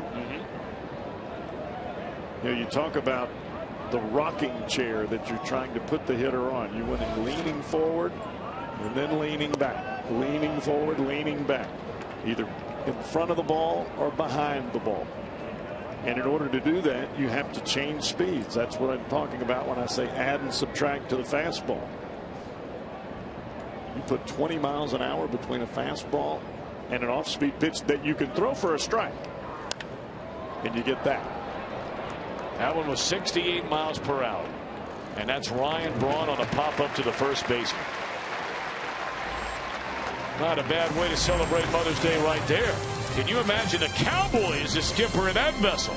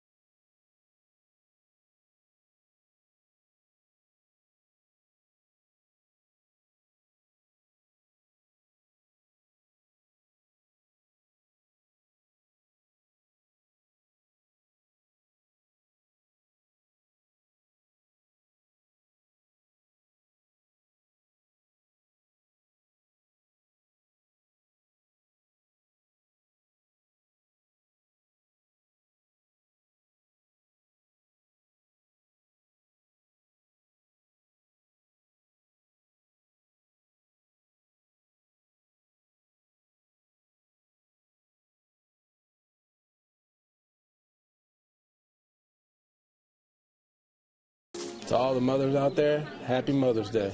I want to wish a happy Mother's Day to all the mothers out there, especially mine, Lisa Latos. Mom, I love you, and happy Mother's Day. Hi, this is Sam McKeer of the Cincinnati Reds, wanting to wish a happy Mother's Day to all you special mothers out there, and especially my mom, Ann. Love you, Mama. Happy Mother's Day to all the moms out there. Hope you're having a great day today. Hope you have a great night tonight.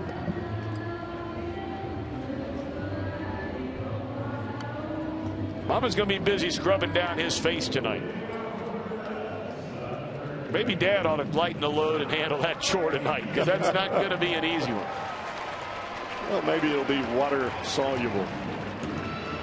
Comes off with the warm water. No, that'd be way too easy. Yeah, I know. Probably be dripping.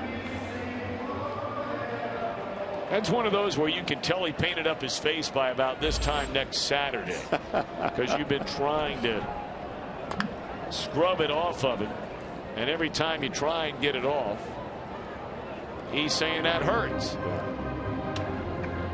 But it's a Sharpie, son. That's why I told you not to play with those markers. It's a permanent marker, and I'm going to have to take this first layer of skin off. Sorry that it hurts.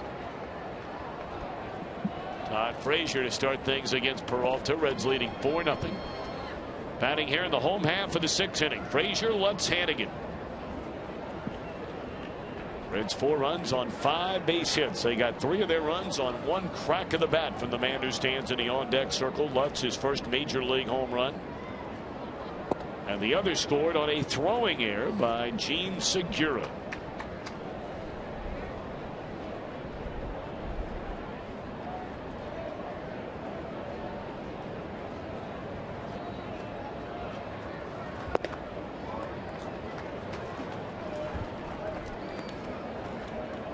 Pitch count really starting to mount for Willie Peralta now. It's 3 ball counts. When they happen early in the game, they tend to drive that pitch count up early.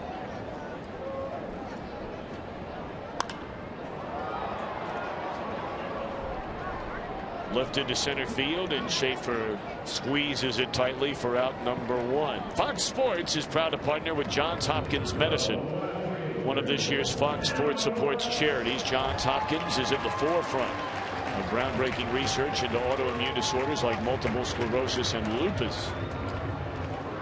Join us in the fight against autoimmune diseases. Donate now by visiting hopkinsmedicine.org/Fox.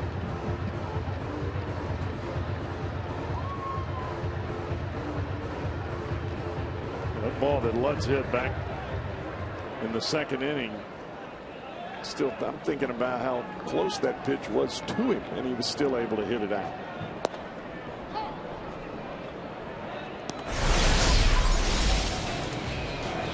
He had swung and missed at a breaking ball earlier. You see where that pitch was. It was up and in. Still able to smoke it down the right field line. It's a big, strong fella. So a Nissan drive of the game provided by Donald Lutz. Also tells you a little bit about Lutz's athletic ability.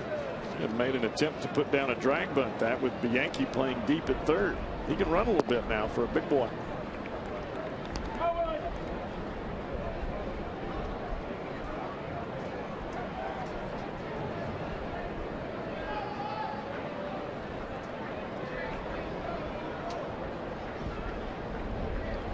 Two and one to Lutz. Full dare. All speed down and away from him, and way out in front. Pops it up to Bianchi. Good changeup from Peralta. After hitting your first major league home run, you'd like to have number 2. That's the way Lutz went after that one. The ball wasn't there when the bat got there.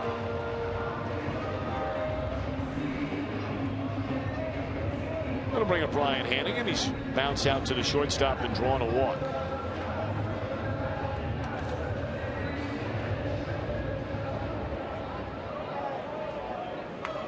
Colorado and St. Louis are underway. Rockies are batting with nobody on, or now 1 on, and 2 men out in the top of the 3rd inning. They are looking for their first run in the series. flanked by Shelby Miller, who allowed a single to the first batter of the game on Friday night, then retired 27 in a row. And then Adam Wainwright going into the 8th with a no-hitter. Peralta, the big fella, able to keep on his feet and throws out Hannigan. Pretty nifty footwork.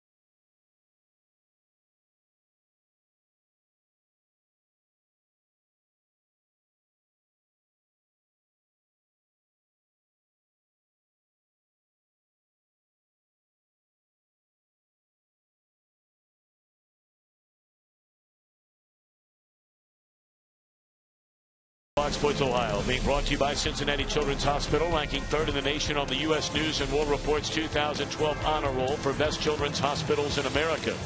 And by Chevrolet. Visit your tri-state Chevy dealer today. Get great pricing on a brand new 2013 Chevy. Well, along the banks of the Ohio.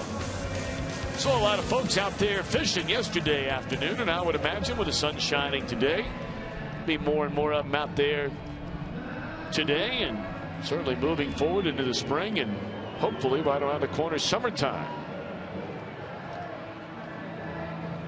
As long as the wind is not blowing too hard, it looks like a beautiful day to wet a line. Well, Cowboy, you're not leaving till tomorrow afternoon, flying out with the Reds down to Miami. Here's Betancourt. First pitch swing way out in front. Pulls it foul. I'll be asleep. All right, now apparently everybody's been paid off here. Yeah, it looks like she's cleaning the ice cream from his face. She's got some on her shirt. They look happy. Yeah, they're doing all right. They're having a good day today. That's a good thing. Everybody happy when mama happy. Isn't that the truth? You can believe that.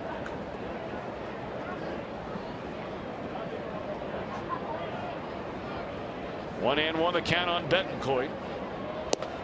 And that's strike 2. That is a tough pitch for any hitter from Arroyo there. The changeup looks just like the fastball, except it is a good 7-8 miles an hour slower. Then you come back with a fastball at 87, a little bit low.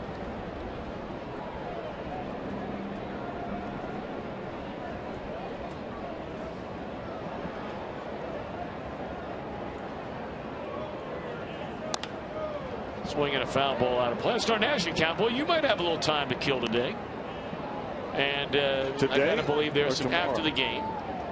And there got to be some guys out there. And there we go. Be a little too cool for the Cowboy to be fishing after the game today. Really? Yes. Look at him, though. He's dialed in.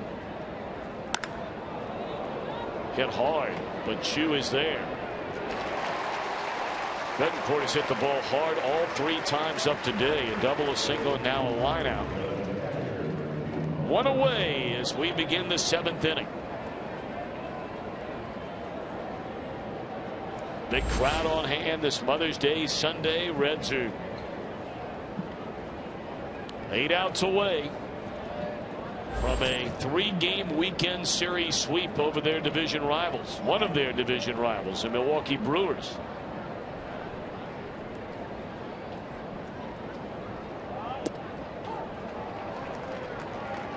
Brewers were division champions. I think many forget just 2 years ago. Reds won it in 2010. The Cardinals won the World Series, as we know, in 2011. But they were a wild card team that year. It was the Brewers who won the National League Central Division. They beat Arizona in the National League Division Series and played those Cardinals in the LCS. Back-to-back breaking balls. The first at 70. This one is at 78. The first one went down. This one went sideways. Manipulating the baseball is Arroyo here this afternoon. 0-2 on Maldonado, and then came back with another breaking ball that misses low and away. 1-2. Colorado has scored 3 times, still batting in the 3rd inning. So they have finally scored this weekend at Busch Stadium. 1-2 pitch. Flipped that one up there right at 70 and popped up to Kozar. You could see Maldonado well out in front of that pitch, even though it was up in the strike zone. The body had already come forward. The hands had left their perfect spot of setup where this pitch is. You're thinking, all right, I'm going to crush this ball right off the end of the bat.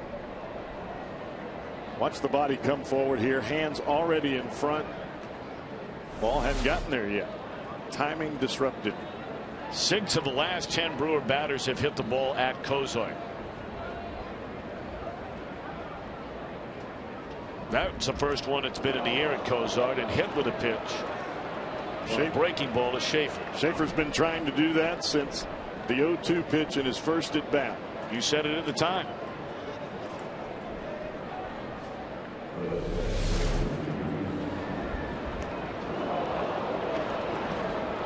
Hey, I'm on base.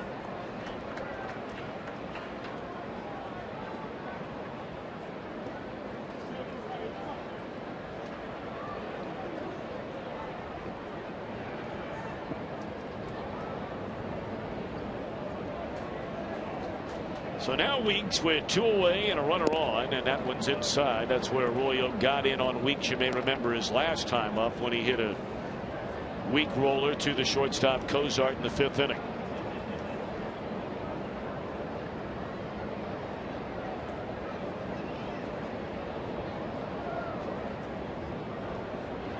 Well, there's very little debate. The Brewers will continue to write Wiki Reek's name in a lineup card each and every day, but with every passing day and with every day where Weeks is being hung with another offer.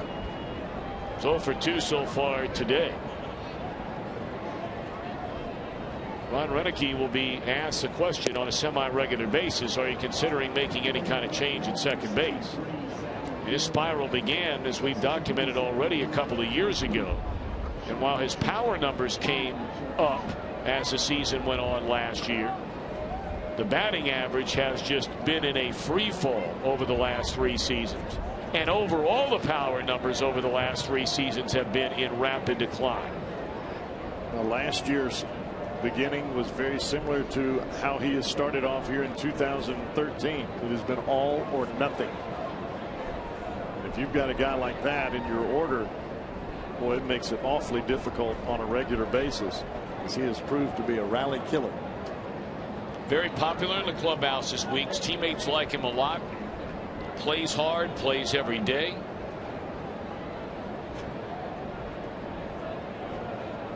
Longest tenured Brewer on their major league roster right now with their ball club. 3-1 to Ricky Weeks. 3-0 curveball at 69 miles an hour. That tells you the confidence that Arroyo has in that pitch that we've been talking about seemingly all afternoon. 1 on, 2 out. 3 balls and a strike on Weeks, and another breaking ball and another beauty. That one at 73. Had a little hair on that. You see so many pitchers that can change speeds on the fastball or on the straight pitch, fastball changeup. Arroyo can change it on the curveball and the slider, changing speeds. And there's a soft base hit into center field. Little dive before it even gets to choose glove. But on a 3-2 pitch, Schaefer was running. So he'll easily go first to third. And now an important batter coming up in this game for Arroyo and the Reds.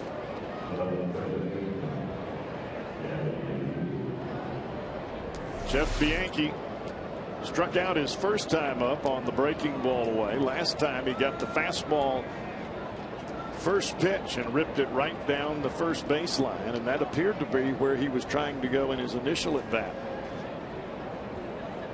And I would imagine that's exactly what Ryan Hannigan and Bronson Arroyo are talking about right now. I would imagine Willie Peralta is not going to bat here if his chance comes up. Although they do not have a soul throwing in the bullpen, as Dusty Baker is coming out.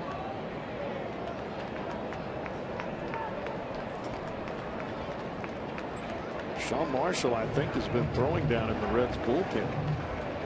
Marshall and LeCure. So both of them are ready to go. And the call has been made for the right-hander Sam LeCure. 87 pitches in the game for Bronson Arroyo. What a job he turned in today. A well-deserved standing ovation for Arroyo. A Skyline Chili call to the pen summons LeCure.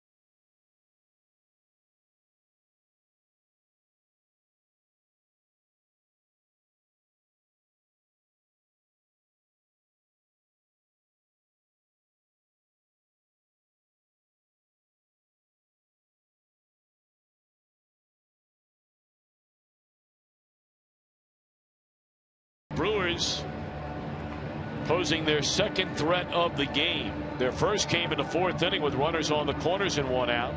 But Maldonado bounced into a double play. Now they're on the corners with 2 men out. And Dusty Baker has lifted Bronson Arroyo and brought on Sam LeCure. Well, LeCure has proved to be quite valuable in this type of spot. And really all you're asking right now is to bridge the game to the 8th, to go to Broxton and then to Chapman. That is the responsibility that'll be laid on LeCure here, and if necessary, the left-hander Sean Marshall. But you'd like to hope that LeCure can get this batter, save Arroyo's runs, and continue on. Sam had a few problems throwing the ball over the plate the other night. That's one of the rare times we have ever seen that be the case with him. That was on Friday night. He walked 2 batters, allowed a hit, but did not allow a run. He was the one that was on the mound when Ryan Braun hit that ground ball double play turned in by Brandon Phillips. The Yankee behind strike 1. Schaefer the runner at third, Weeks on at first. We are in the top of the 7th inning. And LeCure the pause, and now the pitch. And just off that outside corner, a ball and a strike. First pitch, a four-seam fastball, stayed very true to the outside corner. This pitch trying to bring it back, and it just didn't quite get there.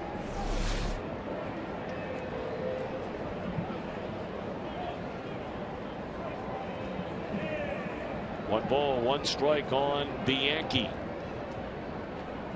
And here it is.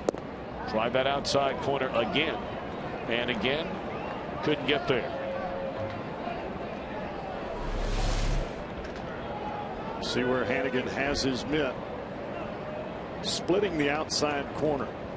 Almost just the heel of the glove on the corner, so that if the ball does go into the webbing, you get an extra 4 to 5 inches of plate coverage from the umpire's eye.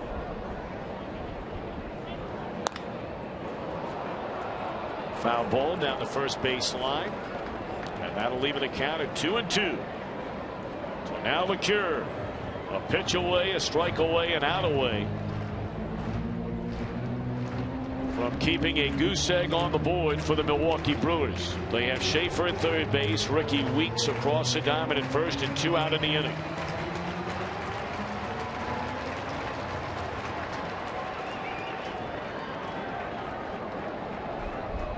Yankee really staying on that last fastball, trying to shoot it the other way.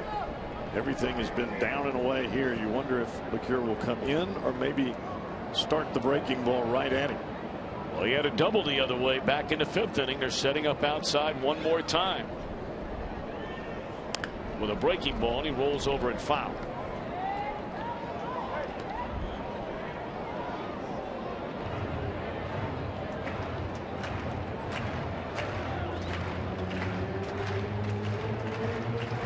Everything has been down and away, trying to keep the ball off the good part of the bat.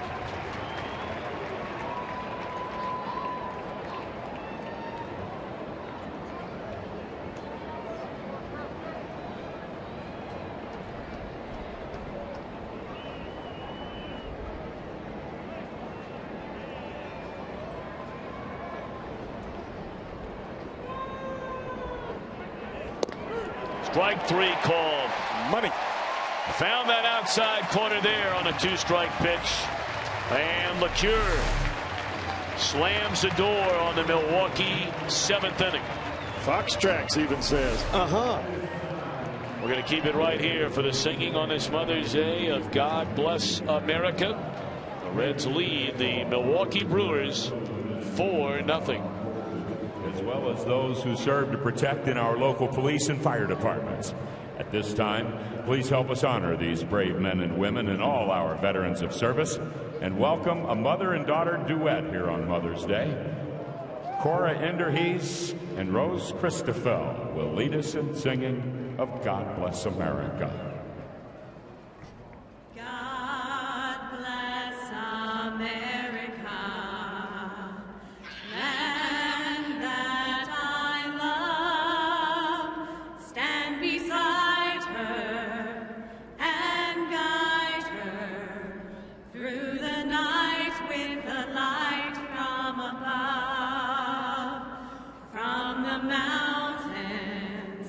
To the prairies, to the oceans, white with foam.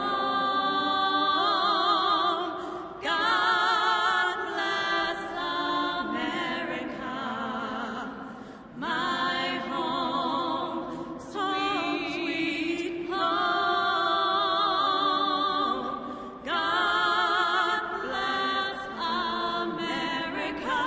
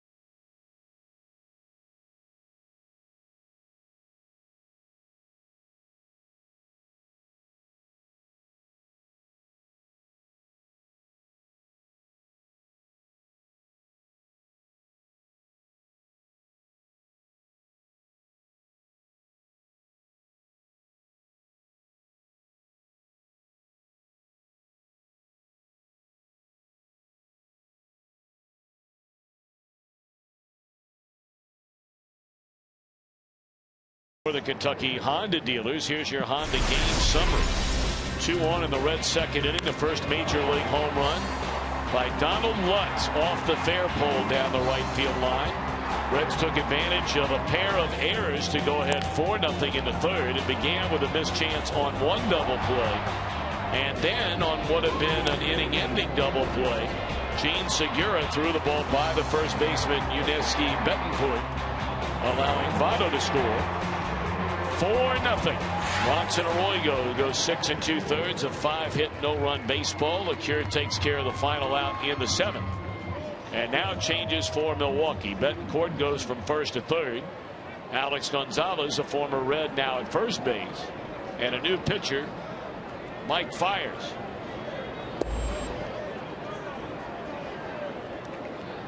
Fiers coming up to the big leagues. He had been in the big leagues last year, actually had a few starts. Tom Gorzolani on the disabled list. Yeah, went on the DL before the game today. And it's ball 2 to the pinch hitter Xavier Paul. Great job by LeCure. 1 batter, 1 strikeout, end of story.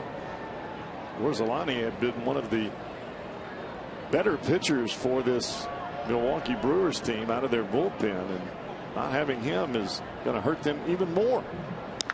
Oh, that's way back off the bat of Xavier Paul, a pinch hit home run.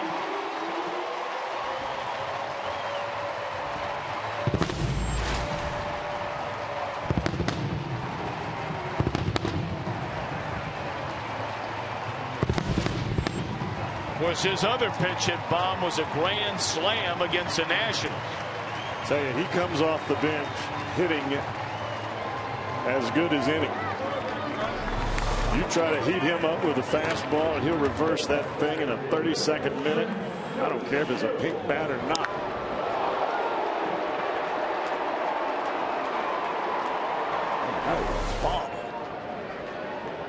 Third pinch hit home run this season by the Reds. That's tied for most in the National League.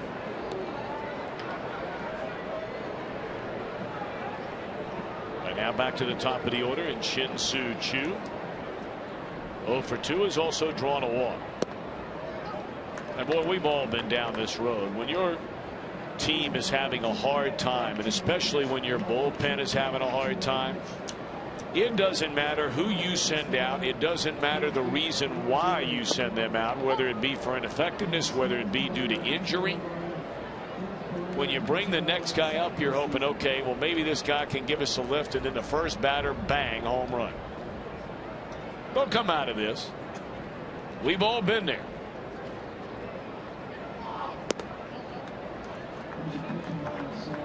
This Brewer club is too good of a hitting team not to come out of the losing funk. But I think their clubhouse really misses Corey Hart. He's a leader on this team. Well, they're due to have him back at the end of the month. Choo, a bouncer down to third. Mark your calendars. The Reds' next 4 for $48 ticket offer. Over the 5-day homestand, the 24th through the 28th of this month. $48. You get 4 view level tickets and you get 4 Reds hats to go along with the tickets. Cubs will be in for 3. The Indians in for 2. 381 Reds, the number to dial. We invite you to come on down. It'll be a Friday, Saturday, Sunday. And don't forget Sunday on the 26th, the Beach Boys will be playing a concert after the game that day.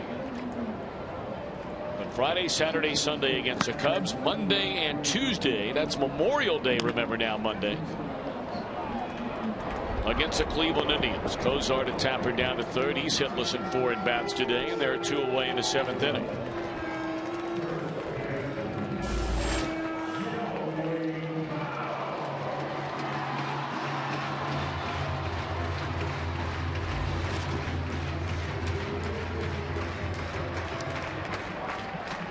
Reds will have Jonathan Broxton on the mound when the Brewers bat in the 8th inning. He's warmed up and ready to go. They've already hit for LeCure here in this inning. Reds with a 5-0 lead. Votto today 1 of 3. Singled and scored in the 3rd.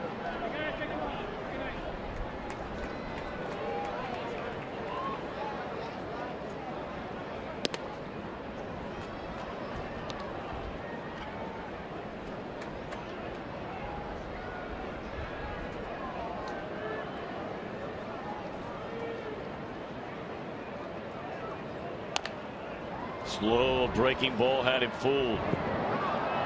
And the inning is over. But a pinch hit home run delivered by Xavier Paul sends us to the 8th. 5-0. Reds in front.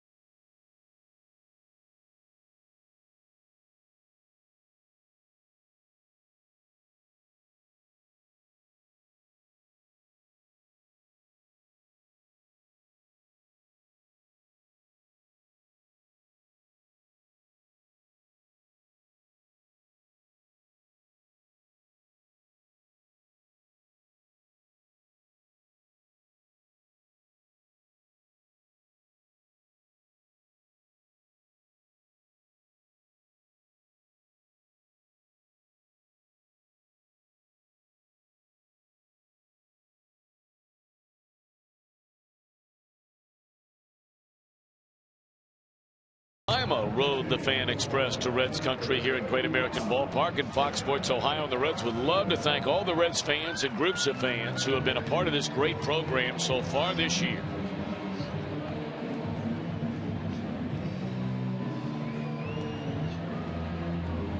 Reds lead 5-0 as the Brewers come to bat here in the top of the 8th inning. And here's big Jonathan Broxton. Broxton is the 8th inning man for the Reds, and then it moves on to Chapman. What a heck of a job by Arroyo today. He did exactly what the doctor ordered. Get things going back in the right direction. Threw the ball awfully well. Well, we talked about how great the starting rotation had pitched for about nearly a 4-week run up until the last week and a half.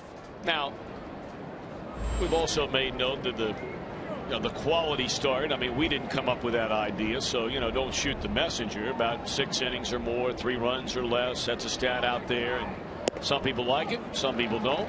Your choice. But the bottom line is the Reds have not had a quality start from any of their starters over the last 9 games until today. And really the only one who even bordered on having a quality start during that time frame, and it fell apart on him when he went out there in the 8th inning after going 7 innings of 2-run baseball, was Mike Leake. Well, I think the big thing that you take from that is that the club has still been able to find a way to win, even though their rock, which is, don't make any mistake, the rock on this club is the pitching, and it is going to live and die by their pitching. They've still been able to find a way to win. Yep. And I said it yesterday, I'll say it again. When it's all said and done, this is going to be one of the better staffs in the big league when the stats hit the table in the final call of 2013. Say, Peralta did not pitch a bad game here today when all was said and done for a guy who's young, and then you pointed out very early today, Cowboy, that he did not have command of his stuff like he's capable of having, yet he battles through 6 innings, and were it not for an error, he gives up 3 earned runs of the 4 that he ultimately allowed in the game. And you look at that one pitch and the home run pitch, even looking back at it a second time that we did, still a tough pitch to hit, and sometimes you just got to tip your hat to the batter. Alex Gonzalez shoots one into right center field, and that's the way the Brewers' 8th inning begins. Gonzalez, a fastball hitter, and he goes to get this. It's like a slider or a cut fastball from Broxton. Was on the outside corner, but just ever so slightly elevated, and he gets it right on the barrel of the bat.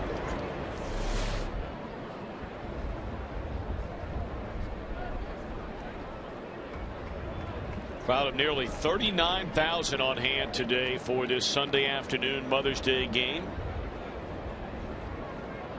Leadoff man aboard, and now the top of the order, Aoki. Roller, Broxton will play to first. Big man. Big fella. Move around a little bit.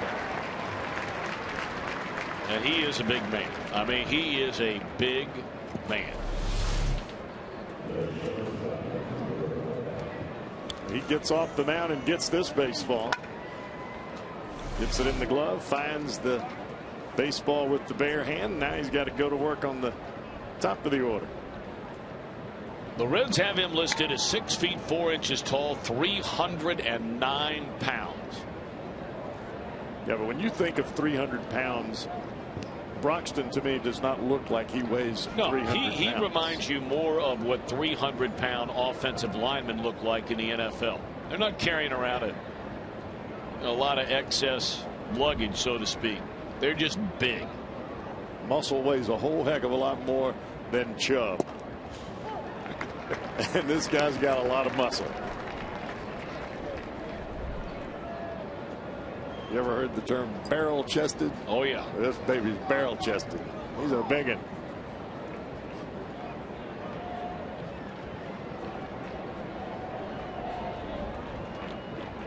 Oh, and 1 account on Gene Segura. 1 of 2 in a game, has also drawn a walk. Now he'll see a little different repertoire here. He's hit some softer stuff, if you will, up and away that he's been able to drive the other way. That last fastball high and tight. And you see where it went, right over the first base dugout. Got a guy that likes to shoot it the other way. Put it right on his knuckles. See what you can do with that.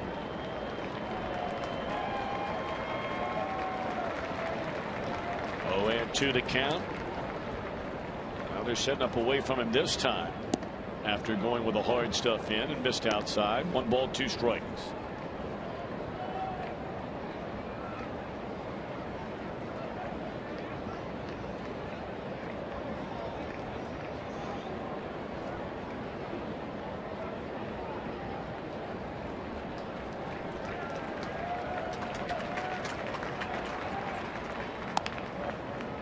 Slow roller. Cozart, a tough play on the run, and Segura beat it out. There's nothing much you can do about that.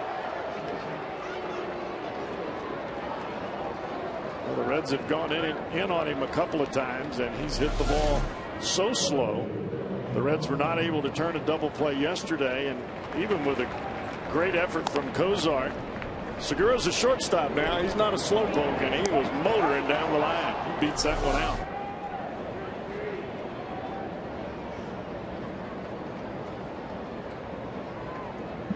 So now they're on the corners, and all of a sudden the Brewers are trying to get back into this game with 1 out and 2 on in the 8th inning, trailing 5-0. And their big slugger in the 3-hole is Ryan Braun, 0 for 3 today.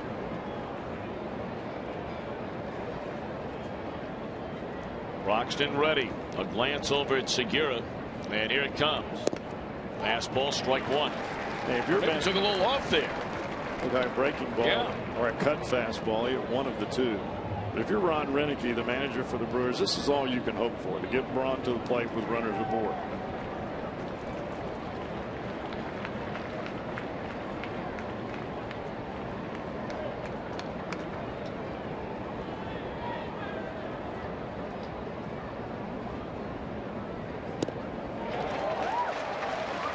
Over 2 to Braun. Well, Amos Moses right there. Louisiana bite.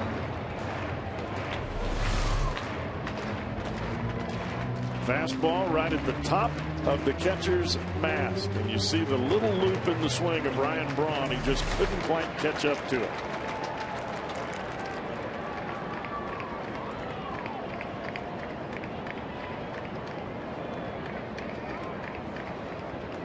Stay at the hands of Braun and then down and away.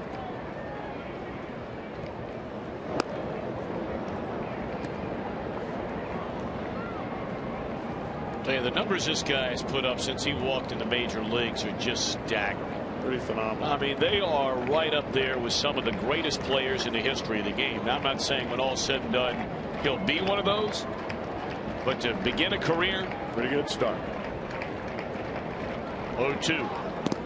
Fastball up. I mean, you're not talking about a guy who, you know, is going to hit you 20, 22 home runs. Nothing wrong with that. But I mean, you're talking about a guy who has done nothing but mash. 34, 37, 32, 1 year of 25, 33, 41 home runs. 100 runs batted in every year he has played a full season in the big leagues. Batting average off the charts. Runner going. Swing and a miss. Throw down there. And the runner is safe. Got a good jump. But they strike out Ryan Braun for a very important second out in this inning. Jonathan Broxton went right back to the fastball here, and he just flat blew that by Ryan Braun. And you could see the swing of Braun. He was out on his tiptoes lunging for that one. Well, if that's the final time we see Braun in this series, Reds pitching did a real nice job on him over the last 3 days. No doubt about it. May remember he came in with a 14-game hitting streak. He's had a couple of hits, had a couple of RBIs in this series. Hit a solo home run. Reds have pitched him very, very tough. Now Betancourt with 2 outs. First pitch fastball at 94 straight. Broxton got that #1 working today, doesn't he?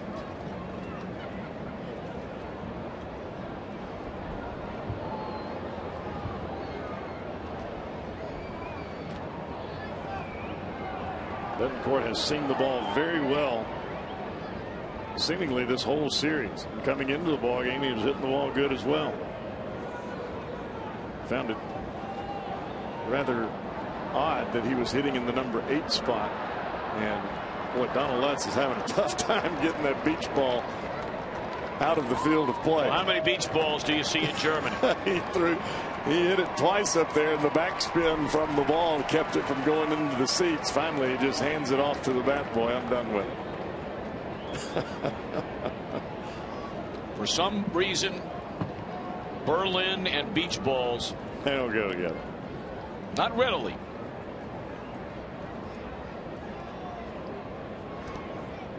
Oh, and 1 the count to Betancourt. Ooh. Good pitch. Real good pitch. Call the ball. Just off the plate away. Just by a hair. It's the kind of pitch that makes the hitter look out there when you can control the plate and just miss by that much.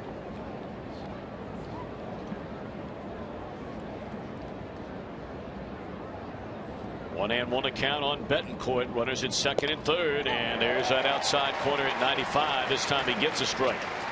And you could see the indecision in Yuniesky Betancourt turning around quickly to ask Dan Iassogna, why was that a strike and the other one not?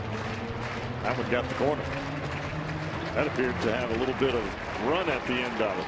Started almost in the same spot as the last one and ran back to the plate.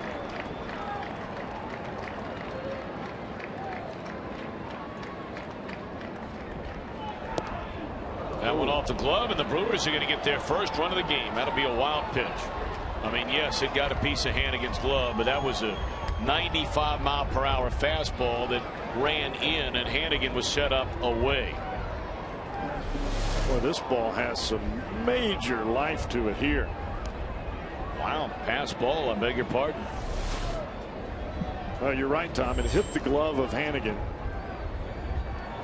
and really did not seem to be a lunging reach for the baseball. And if you're the scorer, typically that is a pass ball. It didn't hit the dirt, but that ball really took off at the end of it. And the fact it was 95 miles an hour. I think 2-2 pitch. Fly ball right field. Too bad. The shutout would have stayed intact. And the inning is over. But the lead remains intact. Reds bat in the bottom of the 8th, leading 5-1.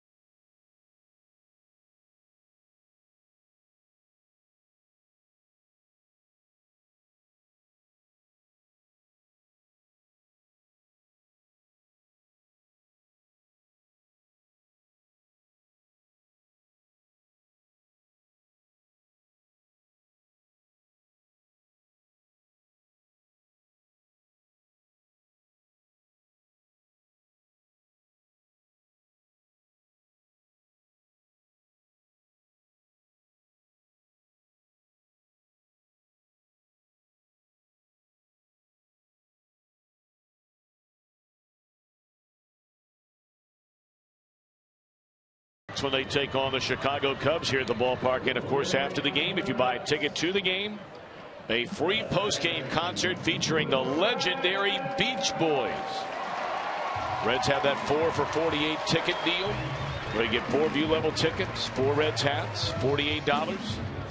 So come on down, see the Reds and the Cubs, and see the Beach Boys.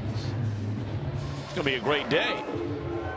That's over Memorial Day weekend, so a lot of you don't forget that Sunday, hopefully, I mean, you and I come to work the next day, but for a lot of folks, you don't. Bob Ryan.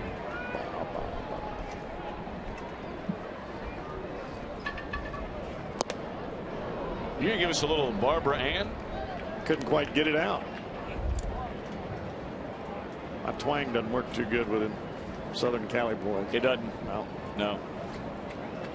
0-1 on Brandon Phillips. Mike fires his second inning of work since replacing Willie Peralta. Reds batting in the 8th, leading 5-1. That's a nice curveball right there.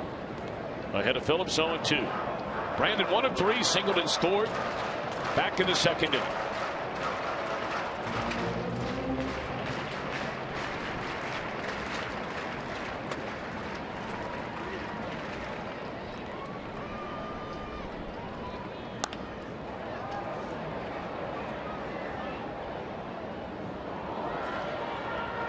It's a big game today for the Reds, Tom. Not only is it Mother's Day, but it will allow the Reds to have a winning homestand instead of a .500 homestand. And it sends them on the road with a sweep. Reds have played awfully good here in this ballpark. They have only won 1 road series, but it was their most recent road series when they went into Chicago and swept the Cubs 3 in a row. A fly ball into right. Aoki went back, now comes in. 1 out. So you take a look at what's coming up. We mentioned a 3-city, 9-day road trip. All inside the National League's Eastern Division. An off day tomorrow, a travel day for the team going down to South Florida. Marlins Monday, Tuesday, Wednesday. Phillies Friday, Saturday, Sunday. And then at Citi Field against the Mets Monday, Tuesday, Wednesday. They'll be off the 23rd. And then that 5-game homestand, short and sweet. 3 against the Cubs, 2 against the Cleveland Indians.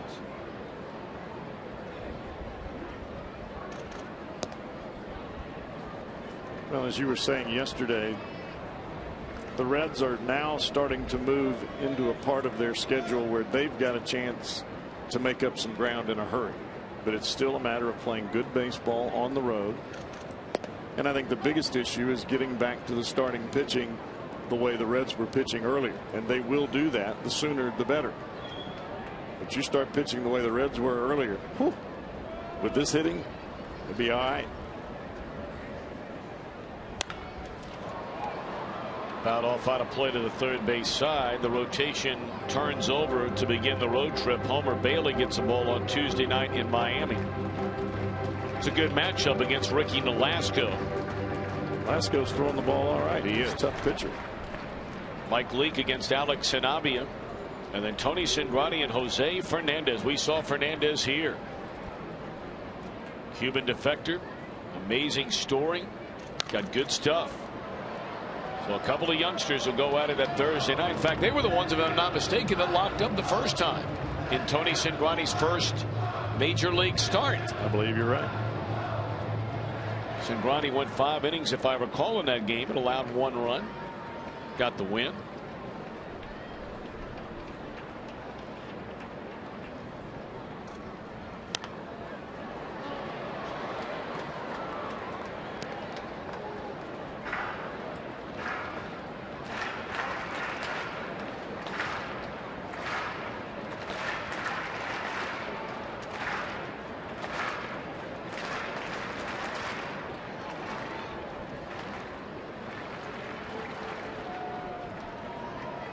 Two and 2 to count on Bruce, and it's pulled foul.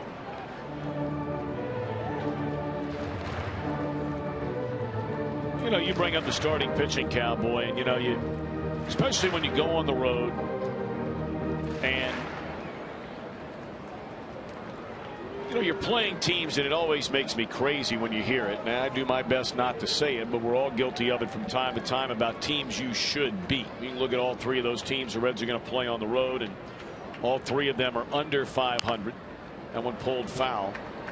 But I'm not so sure if there's anything where you say a team you should beat, because it really does begin and end, as momentum always does, with the next day's starting pitcher. You're right. So if your pitcher goes out there and gives up 5 in the first inning, it doesn't matter if your team's better than the other team. You're down 5-0. That's why I just believe that this club is going to go where its starting pitching goes, and that was a pretty good pitch right there. Paint down and away.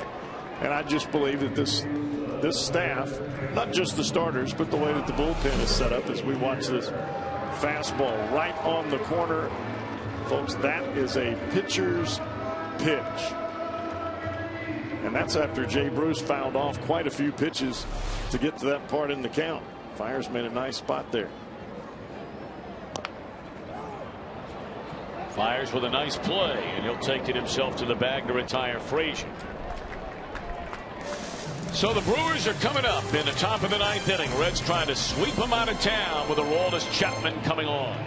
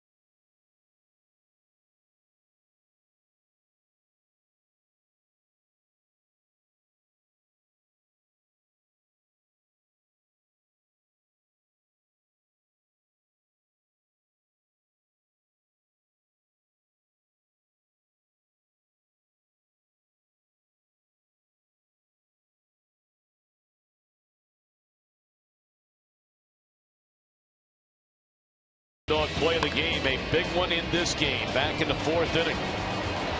Brewers runners on the corners, only one out, beautifully turned. Cozart, Phillips, Tomato, hitting over. The Reds have just put on an outstanding display of defense over the 3 games in this series. Well, they put on a veritable clinic. You look at both of those throws from that double play just there. From the shoelaces, both for Cozart and for Phillips coming across the bag. The only guy that didn't get to get in on the action there was a one-hopper for Votto, and he's shown time and time again he's able to do that. Clearly not a closing situation with a 4-run lead for Aroldis Chapman. He allowed a run here in the opening game of this series, trying to protect a 2-run lead. Wound up getting the save. He's been perfect in all 8 of his save opportunities so far this year.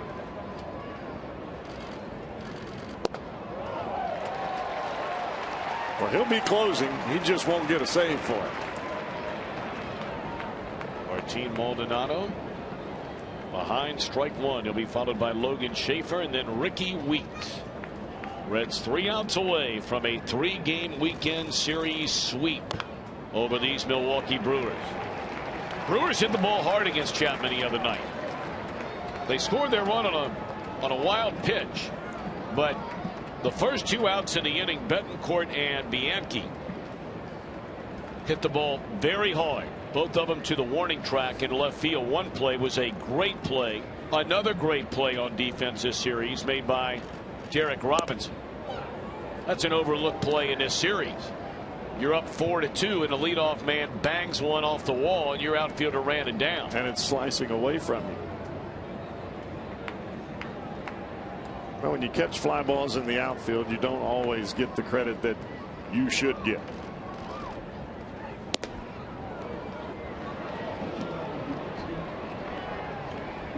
Jonathan Broxton, an inning, 2 hits, 1 run unearned. Strikeout, no walks. And now 2-2 on Martin. Maldonado leading off the 9th. Blew him away with a fastball, 1 out here in the 9th.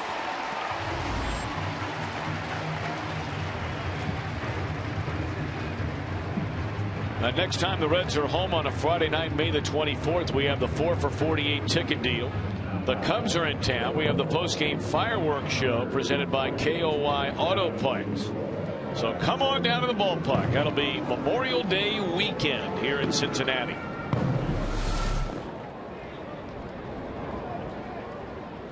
Well, that's here it is. See if you can hit it. Now Logan Schaefer turns around about right-handed for the first time today. And I beg your pardon, he'll be taken down for Jonathan Lucroy.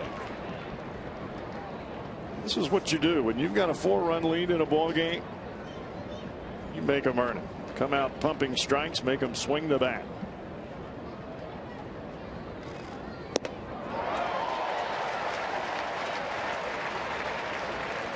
Like Lucroy was trying to cheat for a fastball there. He got the fastball, but it was head high, about a foot outside.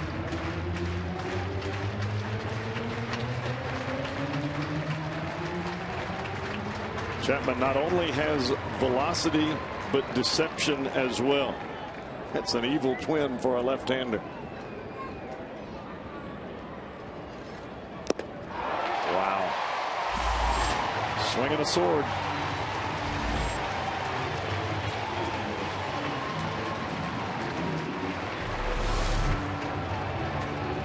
Look where that pitch is. Neck high. Way out of the strike zone. Check out Foxtrots. Barely get that on the map.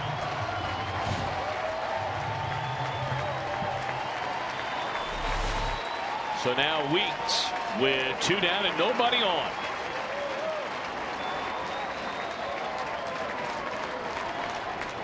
And then you drop out the slide piece on the inside corner. That might be his best slider of the year. On a first pitch. Yes. Of course, the one he's ultimately looking for is that Randy Johnson back foot slider to the right-handed batter. But for a first pitch strike, that's pretty sweet. Then you come back with 96. You could see the effort from Ricky Weeks there, actually stumbling over the plate, trying to get the bat head to the baseball. Reds trying to do just that.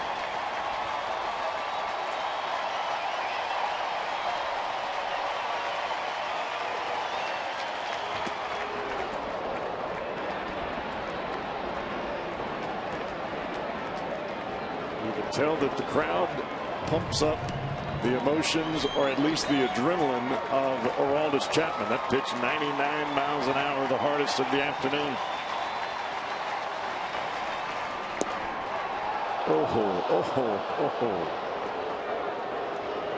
Just a bit outside.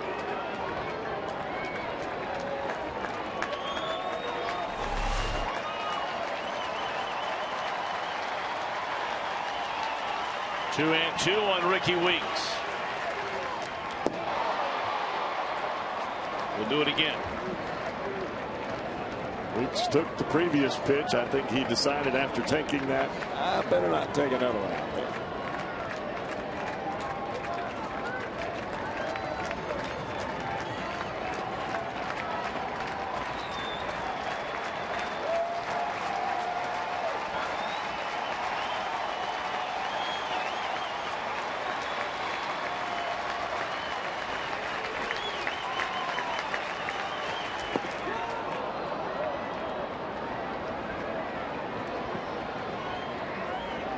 Hennigan had set up inside for a fastball there, and Morales just held on to it just a tad too long.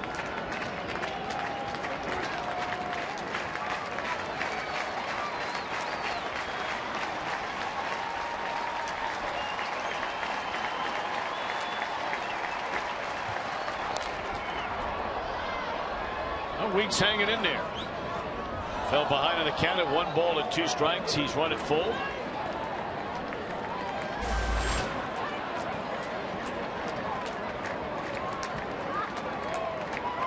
Chapman with a nice, smooth, deliberate motion. Just enough to get his rhythm going towards home plate, and that ball just hops out of the back of his hat.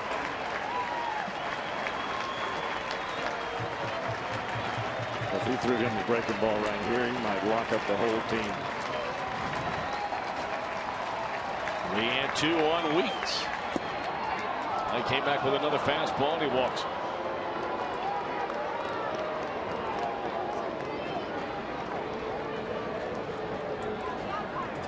You can see Chapman's delivery when he's releasing the ball for the down and away fastball, the pitch that's away to a right-handed hitter. You can get away with opening up that front shoulder and still getting the ball out there. When you have to come inside, or you're throwing away from your arm side, which would be down and into a righty, you've got to drive that front shoulder there and keep it closed as long as you can to allow your throwing arm to catch up. Carlos Gomez, the batter. First pitch swinging, fouls it out of play. Gomez.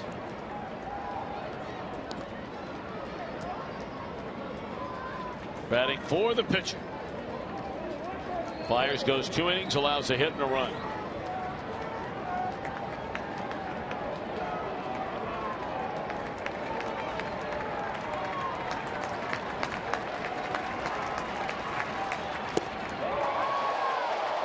Almost fell over. He lost his helmet. He swung so hard.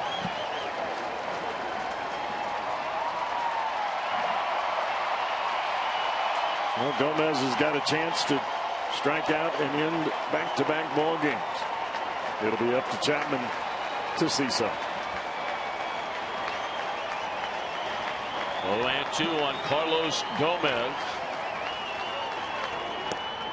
The fastball is high. He's only thrown, from what I can tell, 1 breaking ball in this entire inning, and that was a first pitch breaking ball to Ricky Weeks for a called strike.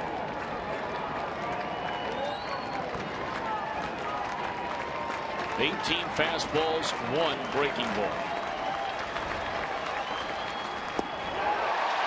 Fastball, a swing and a miss at 97, and that takes care of the Brewers on a Friday, Saturday, and Mother's Day Sunday. Chapman fans aside, does allow a walk in the 9th inning. And the Reds a season best now, 6 games over 500 after a 3-game sweep of the Brewers. Final score 5-1 Reds. We'll be back.